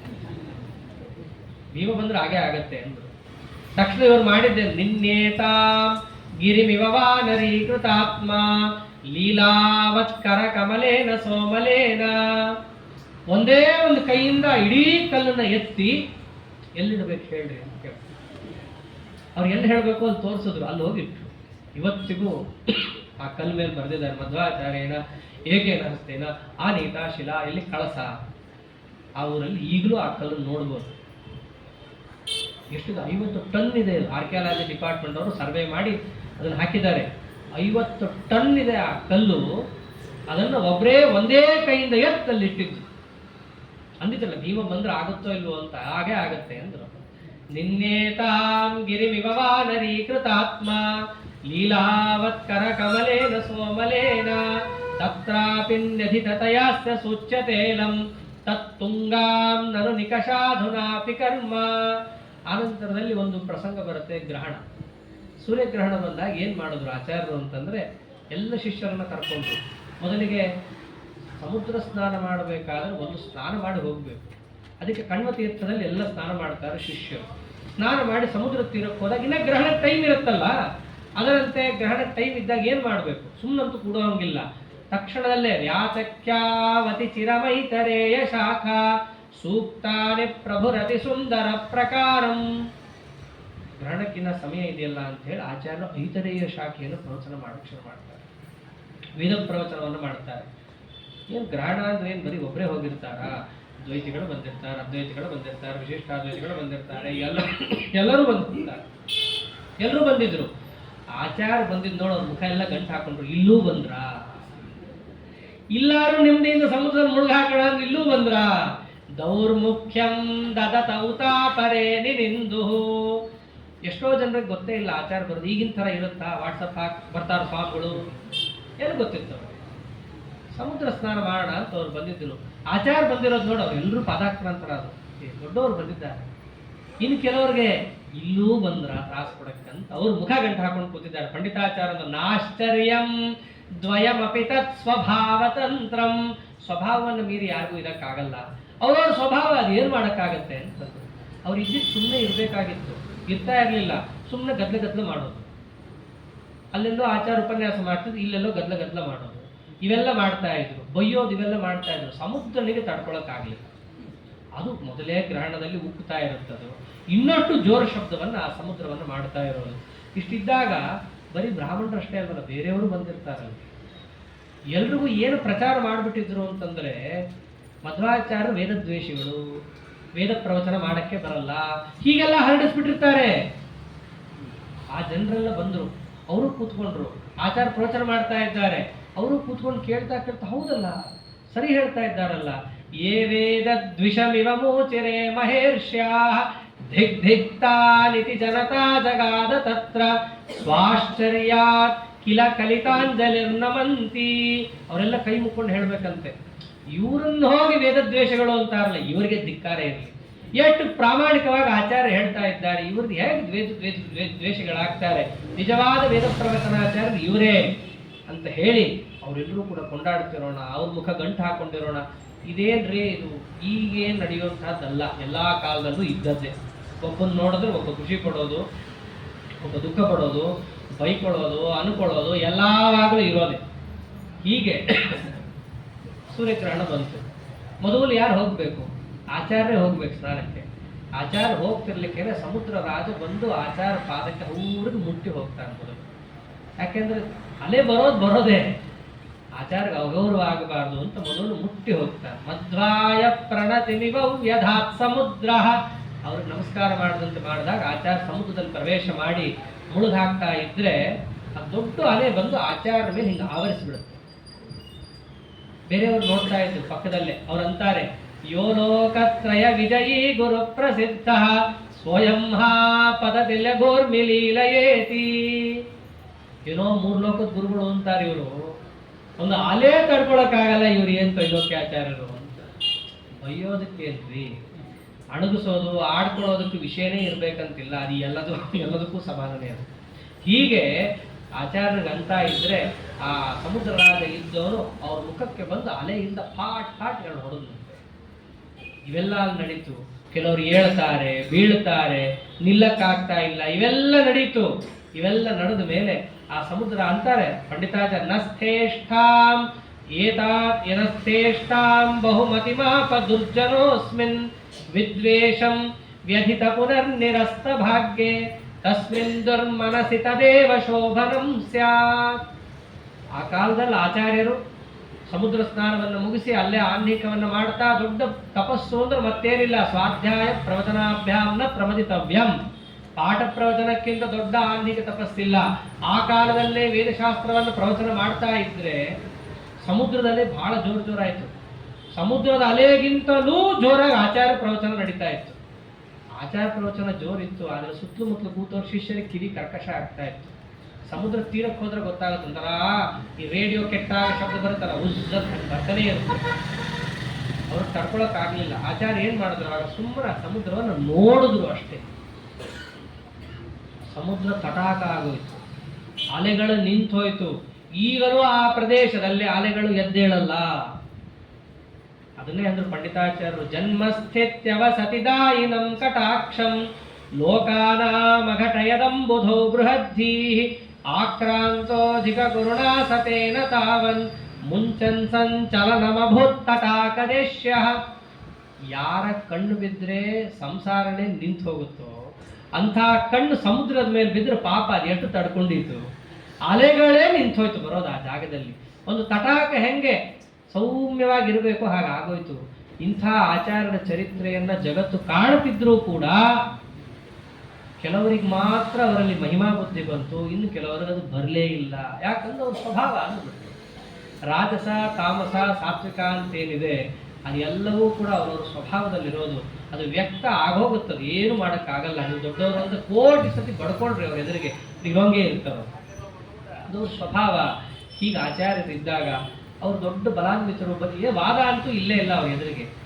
ಇನ್ನೇನಿದ್ರು ಕೂಡ ಬೇರೆ ರೀತಿಯಲ್ಲಿ ಪರೀಕ್ಷೆ ಮಾಡೋಣ ಅಂತ ಹೇಳಿ ಗಂಡವಾಟ ಅವ್ರ ಅಣ್ಣ ಬಂದು ಆಚಾರ್ಯರನ್ನ ನಾವು ನೋಡ್ಕೊಂಡ್ಬಿಡ್ತೀವಿ. ಮೊದಲು ಬಂದಿದ್ದು ಹಂಗಲ್ಲ, ನಾವು ಸೇವಾ ಮಾಡ್ತೀವಿ ಅಂತ ಬಂದರು. ಸೇವಾ ಮಾಡ್ತಾ ಏನು ಬಲದಿಂದ ಸೇವಾ, ಎಂಥ ಸೇವಾ ಹೆಂಗಾರ ಮಾಡಿ ಬಗ್ಸೋಣ. ಸ್ವಾಮಿ ನಾವೆಲ್ಲ ಕುಸ್ತಿ ಆಡೋಲ್ಲಪ್ಪ, ಅವೆಲ್ಲ ಮುಂಚೆ ಬರಬೇಕಿತ್ತು, ಆ ಅವತಾರದಲ್ಲಿ ತೋರಿಸ್ತಾ ಇದ್ದೆ. ಇವಾಗೆಲ್ಲ ಬಂದರೆ ಕುಸ್ತಿಗಿಸ್ತಿಗೆ ಅವಕಾಶ ಇಲ್ಲ. ಏನು ನಾವು ಪ್ರವಚನ ಮಾಡ್ತಿರ್ತೀವಿ, ನಮ್ಮ ಪ್ರವಚನ ಆದ್ರೆ ನಿಲ್ಲಿಸ್ರಿ, ಹಾಗೆ ಆಗಲಿ ಅಂತ. ಪ್ರವಚನ ನಿಲ್ಸೋದು ಎಷ್ಟು ಹೊತ್ರಿ? ವಾಚ್ ನೀವು ನೋಡ್ತಾ ನಿಂತ ನಾನು ನಿಲ್ಸೇ ಬಿಡ್ತೀನಿ ತಕ್ಷಣ. ಅಂಥದ್ದು ಪ್ರವಚನ ನಿಲ್ಲಿಸ್ಲಿಕ್ಕೆ ಏನು ದೊಡ್ಡ ಕಷ್ಟನೇ ಇಲ್ಲ. ಅಂಥದ್ದು ಕುತ್ತಿಗೆ ಹಿಚ್ಚಿಕಿದ್ರೆ ನಿಂತು ಹೋಗುತ್ತೆ ಪ್ರವಚನ. ಶುರು ಮಾಡೋದು ಕುತ್ತಿಗೆ ಹಿಚ್ಚಲಿಕ್ಕೆ. ಕುತ್ತಿಗೆ ಅನ್ನೋದು ಬಹಳ ನಾಜೂಕಾದಂತಹ ಪ್ರದೇಶ. ಅದನ್ನು ಹಿಚುಕ್ತಾ ಇದ್ದಾರೆ. ಈ ಹೇಳೋದಷ್ಟು ಜಾಸ್ತಿ ಆಗ್ತದೆ ಆಚಾರದ ಧ್ವನಿ. ಅವನೊಬ್ಬನೇ ಅಲ್ಲ, ಅವ್ರ ಅಣ್ಣ ಬೇರೆ ಬಂದ, ಅವನು ಹಿಚುಕದ, ಬೆವರ್ತಾ ಇದ್ದಾರೆ. ಆಚಾರ್ಯ ಅಂದ್ರು ಬೀಸಕ್ಕೆ ಹಾಕ್ರಿ. ಛತ್ರಾಗ್ರ್ಯಾ ನಿಲಮಹಿತೌ ಚತಾವುಭಾಭ್ಯಾಂ. ಬೆವರ್ತಾ ಇದ್ದಾರೆ, ಶ್ರಮ ಆಗ್ತಾ ಇದೆ ಪಾಪ, ಅವ್ರಿಗೊಂಚೂರು ಬೀಸಕ್ಕೆ ಹಾಕಿ. ಆಗ್ತಾ ಇಲ್ಲ. ಮುಕ್ತಾಯ ಕಠಿಣತರತ್ವಚಂ ಶಿರೋಧಿಂ. ಅವರು ಹಿಚುಕದಷ್ಟು ಅದು ಗಟ್ಟಿ ಆಗ್ತಾ ಇದೆ, ಕಬ್ಬಿಣದಂತೆ ಗಟ್ಟಿಯಾಗಿ ಆಚಾರ್ಯರ ಕಂಠ ಇರೋದು. ಸರಿ ಹೋಗ್ಲಿ, ಎಚ್ಚರ ತಪ್ಪಿ ಬಿದ್ರು, ಗಂಟ್ಲೇನು ಮಾಡೋಕ್ಕಾಗಲಿಲ್ಲ. ಹೋಗ್ಲಿ, ಈ ಬೆರಳು ಎತ್ತಪ್ಪ. ಮಹಾಮಲ್ಲ ಅವನು. ಎಂಥ ಮಲ್ಲ! ಒಂದು ಶ್ರೀಕಾಂತೇಶ್ವರ ದೇವಸ್ಥಾನ ಅಂತ, ಅಲ್ಲಿ ಒಂದು ಪುಟ್ಟ ಗದೆಯಿಂದ ಹೊಡೆದು ಮೇಲಿರೋ ತೆಂಗಿನಕಾಯಿಗಳನ್ನೆಲ್ಲ ಉರುಳಿಸುವಷ್ಟು ಕಲಾ ಅವನಿಗಿದ್ದದ್ದು. ಅಷ್ಟೇ ಅಲ್ಲ, ಆ ದೇವಸ್ಥಾನದಲ್ಲಿ ಒಂದು 30 ಜನ ಸೇರಿ ಎತ್ತಿಡಬಹುದಾದಂತಹ ಧ್ವಜಸ್ತಂಭವನ್ನು ಒಬ್ಬರೇ ಎತ್ತಿಟ್ಟಿದ್ದ. ಅಂತಹ ಮಹಾಮಲ್ಲ ಅವನು, ಏನೋ ಯಾರೋ ಕಡ್ಡಿ ಪೈಲ್ವಾನಲ್ಲ. ಅಂತಹ ಮಹಾಮಲ್ಲ ಆಚಾರ್ಯರ ಒಂದು ಬೆರಳು ಎತ್ತಕ್ಕಾಗಲಿಲ್ಲ. ಆಗ್ತಾ ಇಲ್ಲ ಅಂತಂದ್ರು. ಇಷ್ಟ ಆಯ್ತಾ? ಇಷ್ಟ ಆದ ಮೇಲೆ ಆಚಾರ್ಯ ಸಂಚಾರತ್ವೇನ ನಾರ್ಷ್ಯಕ್ಕೆ ಬರ್ತಾರೆ. ನಾರ್ಷ್ಯದ ಹತ್ರ ನರಸಿಂಹದೇವರ ಸನ್ನಿಧಾನ. ಅವ್ರು ಬರೋದು ಸ್ವಾಮಿಗಳು ಅಂತಂದ್ರೆ ಅದ್ರ ವೈಭವನೇ ಬೇರೆ. ಆ ಸ್ವಾಮಿಗಳು ಎದುರಿಗೆ ಬಂದಾಗ ಒಬ್ಬ ಒಟ್ಟು ಸರಕ್ಕಂತ ಎದುರಿಗೆ ಬರ್ತಾನೆ. ಎದುರಿಗೆ ಬಂದು ನಮಸ್ಕಾರ ಮಾಡ್ತಾನೆ. ಆಚಾರ್ಯನೇ ನೋಡ್ತಾ ಹಾಗೆ ನಿಂತು ಬಿಡ್ತಾನೆ. ಏನು ಬೇಕು ನಿಂಗೆ ಅಂತ ಕೇಳ್ತಾನೆ. ಏನಿಲ್ಲ, ನಿಮ್ಮನ್ನು ಎತ್ಕೋಬೇಕು ನಾನು, ನಿಮ್ಮನ್ನು ಎತ್ಕೋಬೇಕು ನಾನು. ಒಂದು ಬೆರಳಿ ಎತ್ತಕ್ಕಾಗಲಿಲ್ಲ ಮಹಾಮಲ್ಲನಿಗೆ. ಅಂಥದ್ದು ಈ ಹುಡುಗ ಬಂದು ನಿಮ್ಮನ್ನು ಎತ್ಕೋಬೇಕು ಅಂತ ತಕ್ಷಣನೇ ಹಾಗೆ ಆಗಲಿ ಎಂದರು. ನಿರ್ಯತ್ನಂ ವಟು ಮದಿರುಹ್ಯ ಮಂದಹಾಸಿ ಸಪ್ರಾಯಾದಿಹ ಪರಿತೋ ನೃಸಿಂಹಗೇಹಂ ಐಶ್ವರ್ಯೈರಿತಿ ಲಘಿಮಾಧಿಕೈರುಪೇತೋ ಮಧ್ವೋಭೂತ್ ತ್ರಿಭುವನ ಚಿತ್ರರತ್ನರಾಜ. ತ್ರಿಭುವನ ಚಿತ್ರರತ್ನರಾಜ, 3 ಲೋಕದಲ್ಲಿ ಆಶ್ಚರ್ಯಕರವಾದ ವಸ್ತುಗಳು ಅಂತ ಏನೇನಿದ್ದಾವೋ ಅದರ ಮೇಲೆ ಇರುವ ರತ್ನರಾಜ. ಒಬ್ಬ ವಟು ಎತ್ಕೋಬೇಕು ಅಂದ್ರೆ ಹೂ ಅಂತ ಒಪ್ಪಿಕೊಂಡ್ರು. ಲಘಿಮಾದಿ ತಮ್ಮ ಐಶ್ವರ್ಯವನ್ನು ತೋರಿಸ್ತಾ ಇದ್ದಾರೆ. ಏನು ಭಾರನೇ ಅಲ್ಲ ಅನ್ನೋ ಹಾಗೆ ಆ ವಟು ಆಚಾರ್ಯನ ಎತ್ಕೊಂಡು ನರಸಿಂಹದೇವರಿಗೆ 3 ಪ್ರದಕ್ಷಿಣೆ ಬಂದು ಅವ್ರಿಗೆ ನಮಸ್ಕಾರ ಮಾಡ್ತಾರೆ. ಎಲ್ಲರಿಗೂ ಆಶ್ಚರ್ಯ. ಆ ಪೂರ್ವವಾಟ ಅವರೆಲ್ಲ ಬಂದು ಒದ್ದಾಡ ಹೋಗಿದ್ರು, ಗಂಡವಾಟ. ಹೆಂಗಪ್ಪ ಇವ್ರಿಗೆ ಇವೆಲ್ಲ ಆಯ್ತು ಅಂತ ಹೇಳಿ ಆಚಾರ್ಯನ ಸಾಮರ್ಥ್ಯ ಅಪಾರ ಇದೆ. ಅವ್ರ ಕಾಲದಲ್ಲಿ ಪರ್ಯೈಕ್ಷಿ ಪ್ರಭುರಿತರೈ ಶಿವಾಗ್ನಿ ಪೂರ್ವೈ ನೋಪೇಕ್ಷಿ ಪ್ರಬಲತರೈಸ್ತಥಾ ಪ್ರಯತ್ನೈ ನಾವೈಕ್ಷಿ ಕ್ವಚಿದಪಿ ಶಕ್ಯ ಪೂರ್ತಿರಸ್ಮಿನ್ ಉತ್ಪ್ರೇಕ್ಷಿ ಸ್ವಯಮಪಿ ಭೀಮ ಇತ್ಯವಶ್ಯಂ. ಆ ಕಾಲದಲ್ಲಿ ಶಿವಾಗ್ನಿ ಮುಂತಾದವರೆಲ್ಲರೂ ಬಂದು ಪರೀಕ್ಷೆ ಮಾಡಿದ್ರು, ಏನೂ ಬಗ್ಸಕ್ಕಾಗಲಿಲ್ಲ. ಅದರಂತೆ ದೊಡ್ಡ ದೊಡ್ಡ ಮಹಾಮಲ್ಲರು ಬಂದು ನಾವೇನೋ ಆಚಾರ್ಯನ ಅಲ್ಲಾಡಿಸ್ತೀವಿ ಅಂತ ಹೋದ್ರು, ಆಗ್ಲಿಲ್ಲ. ಇಷ್ಟೆಲ್ಲ ಮಾಡಿದಾಗಲೂ ನಾವೈಕ್ಷಿ ಕ್ವಚಿದಪಿ ಶಕ್ಯ ಪೂರ್ತಿರಸ್ಮಿನ್, ಒಂದು ಕಡೆನಾದರೂ, ಒಂದು ಸನ್ನಿವೇಶದಲ್ಲಿ, ಒಂದು ಘಟನೆಯಲ್ಲಾದರೂ ಇವರ ಶಕ್ತಿ ಕುಂದಿತು ಅನ್ನೋದು ಜಗತ್ತು ಕಾಣಲಿಲ್ಲ. ಒಂದೇ ಒಂದು ಜಗತ್ತಿಗೆ ಗೊತ್ತಾಯ್ತು, ಉತ್ಪ್ರೇಕ್ಷಿ ಸ್ವಯಮಪಿ ಭೀಮ ಇತ್ಯವಶ್ಯಂ. ಭೀಮನೇ ಇರಬೇಕು ಬಿಡ್ರಪ್ಪ ಅಂತ ಅವರೆಲ್ಲರೂ ಉತ್ಪ್ರೇಕ್ಷೆ ಮಾಡಿಕೊಂಡ್ರು. ಹೀಗೆ ಆಚಾರ್ಯರನ್ನ ಒಂದೆರಡು ರೀತಿ ಪರೀಕ್ಷೆ ಮಾಡಲಿಲ್ಲ. ಅವಾಗ ಚಿಮುಟ ತಗೊಂಡ್ಬಂದ್ರು. ಅಷ್ಟು ಗಟ್ಟಿನ ನೀವು ಅಂತ ಹೇಳಿ ಅವರ ರೋಮವನ್ನು ಕಿತ್ತಿ ಕಿತ್ತಿ ನೋಡುವಂತಹ ಪ್ರಸಂಗವೆಲ್ಲ ಆಯಿತು. ಒಂದು ಕೂದಲು ಸಹಿತ ಕೊಂಕಲಿಲ್ಲ. ಮುಷ್ಟಿಯಿಂದ ಮೂಗಿಗೆ ಗುದ್ಲಿಕ್ಕೆ ಹೋದ್ರು, ಮುಖ ಮುಂಚೆ ಹೇಗಿತ್ತೋ ಹಾಗೇ ಇತ್ತು. ಇಷ್ಟೆಲ್ಲ ತೋರಿಸಿದಂತಹ ಆಚಾರ್ಯರಿಗೆ ಒಂದ್ಸರ್ತಿ ಏನಾಯಿತು, ಪಾರಂತಿ ದೇವಾಲಯದಲ್ಲಿ ತಾವೇನು ಭೀಮರೂಪದಲ್ಲಿದ್ದರಲ್ಲ, ಭೀಮರೂಪದಲ್ಲಿದ್ದಾಗ ಪಂಚಲಿಂಗವನ್ನು ಪ್ರತಿಷ್ಠೆ ಮಾಡಿದ್ರು. ಪಂಚಲಿಂಗ ಅಂತಂದ್ರೆ ರುದ್ರದೇವರಲ್ಲ ಅಲ್ಲಿರೋದು. ಅಲ್ಲಿ ಪಂಚರೂಪಾತ್ಮಕನಾದಂತಹ ಶ್ರೀಹರಿ, ಅನಿರುದ್ಧ ಪ್ರದ್ಯುಮ್ನ ಸಂಕರ್ಷಣ ವಾಸುದೇವ ನಾರಾಯಣ, ಅವನನ್ನು ಪೂಜೆ ಮಾಡ್ಲಿಕ್ಕೆ ಅದನ್ನು ಪ್ರತಿಷ್ಠೆ ಮಾಡಿದ್ರು. ಎಷ್ಟೋ ದಿನ ಪೂಜೆನೇ ನಿಂತು ಹೋಗಿತ್ತು. ಆಚಾರ್ಯರೇ ಅಲ್ಲಿಗೆ ಮತ್ತೆ ಹೋಗಿ ತಾವು ನೆನಪು ಮಾಡ್ಕೋತಾರೆ, ನಾವು ಮುಂಚೆ ಮಾಡಿದ್ದೇ ಇಲ್ಲಿ ಅಂತ ಹೇಳಿ. ಅಂತಹ ದೇವಾಲಯವನ್ನು ಪುನಃ ಜೀರ್ಣೋದ್ಧಾರವನ್ನು ಮಾಡಿ ಎಲ್ಲ ವ್ಯವಸ್ಥೆಯನ್ನು ಅಲ್ಲಿ ಕಲ್ಪಿಸ್ಕೊಳ್ತಾರೆ. ಕಲ್ಪಿಸ್ಕೊಂಡು ಇನ್ನೊಂದು ಊರಿಗೆ ಬರಬೇಕಾದ್ರೆ ಸರಿದಂತರ ಅಂತ ಇಡೇದುದೆ ಅಂತ ಆ ಊರಿಗೆ ಬಂದಾಗ ಬಿಸಿಲು, ಭಯಂಕರ ಬಿಸಿಲು. ಕಾಲಿಗೆ ಬೀಳ್ತಾರೆ ಆಚಾರ್ಯಗೆ, ಏನಾರು ಮಾಡಿ ಆಚಾರ್ಯ ಉದ್ಧಾರ ಮಾಡಿ. ಏನು ಮಾಡಬೇಕು? ಈ ಸರೋವರ ತುಂಬಿಸ್ಕೊಡ್ರಿ ಸಾಕು ಅಂತ. ಈಗೇನೋ ಟ್ಯಾಂಕರ್ ಇದೆ, ತುಂಬಿಸ್ಕೊಡ್ರಿ. ಆವಾಗೇನಿತ್ತು, ಕೇಳ್ಕೊಂಡಿದ್ದ ಆಚಾರ್ಯನ್ನ. ಅವ್ರು ಏನು ಕೇಳ್ಕೊಂಡ್ರು ಅಷ್ಟೇ ಮಾಡೋದು. ಏನು ಮಾಡೋದು? ತತ್ಕಾಲೇ ಪರಮಭಿವರ್ಷಯಂಗನೋಗಂ ತತ್ಪೂರ್ತ್ಯೈ ವ್ಯಧಿತ ಕುತೂಹಲಂ ಜನಾನಾಂ. ಇದನ್ನು ತುಂಬಿಸ್ಬೇಕಾ? ತುಂಬಿಸ್ತೀನಿ ಅಂತಂದ್ರು. ಆ ಸರೋವರ ಎಷ್ಟಿತ್ತೋ ಅಷ್ಟೇ ಮೋಡ ಬರಬೇಕು, ಅಷ್ಟೇ ಸುರಿಬೇಕು, ಅಷ್ಟೇ ತುಂಬಬೇಕು. ಒಂದು ಹನಿ ಆ ಕಡೆ ಬೀಳಬಾರ್ದು. ಇಡೀ ಸರೋವರ ತುಂಬಿಸಿದ್ರೆ, ಯಾಕೆ ನೀವು ಕೇಳಿದ್ದೆಷ್ಟು? ಸರೋವರ ತುಂಬಿಸ್ತೀನಿ ಅಂತಂದ್ರು. ಇದೆಲ್ಲ ಜನರಿಗೆ ಕುತೂಹಲ. ಮಳೆ ಬರುತ್ತೆ ಅಂದರೆ ಅವ್ರ ತಲೆಯಲ್ಲಿ ಏನು ಎಲ್ಲ ಕಡೆ ಸುರಿಸ್ತಾರೆ. ಮೋಡಕ್ಕೆ ಏನಾದ್ರು ಟಾರ್ಗೆಟ್ ಇರುತ್ತಾ, ಇಲ್ಲೇ ಬಂದು ಸುರಿಸ್ಬೇಕು? ಹಾಗೇನಿಲ್ಲ ಅಂತ ಅವ್ರ ತಲೆಯಲ್ಲಿ. ಆದ್ರೆ ಇದ್ದವ್ರು ಯಾರು? ವಿಚಾವಚ ಏನ ಸಮಸ್ತ ಚೇಷ್ಟ ಕಿಂತತ್ರ ಚಿತ್ರಂ ಚರಿತಂ ನಿವೇದ್ಯಂ ಅಂತ ಮಹಾನುಭಾವರು. ಇವರು ಯಾವ ಇಡೇ ತುದಿಗೆ ಬಂದಿದ್ರು. ಆ ಊರಲ್ಲಿ ಬೇರೆ ಬೇರೆಯವರು ಇರ್ತಾರಲ್ಲ, ಈಗೇನು ಸುಪಾರಿ ಕೊಡೋದು, ಕೊಲ್ಸೋದು ಅಂತಂತಾರಲ್ಲ, ಆಚಾರ ಮೇಲೂ ಅದಾಯಿತು.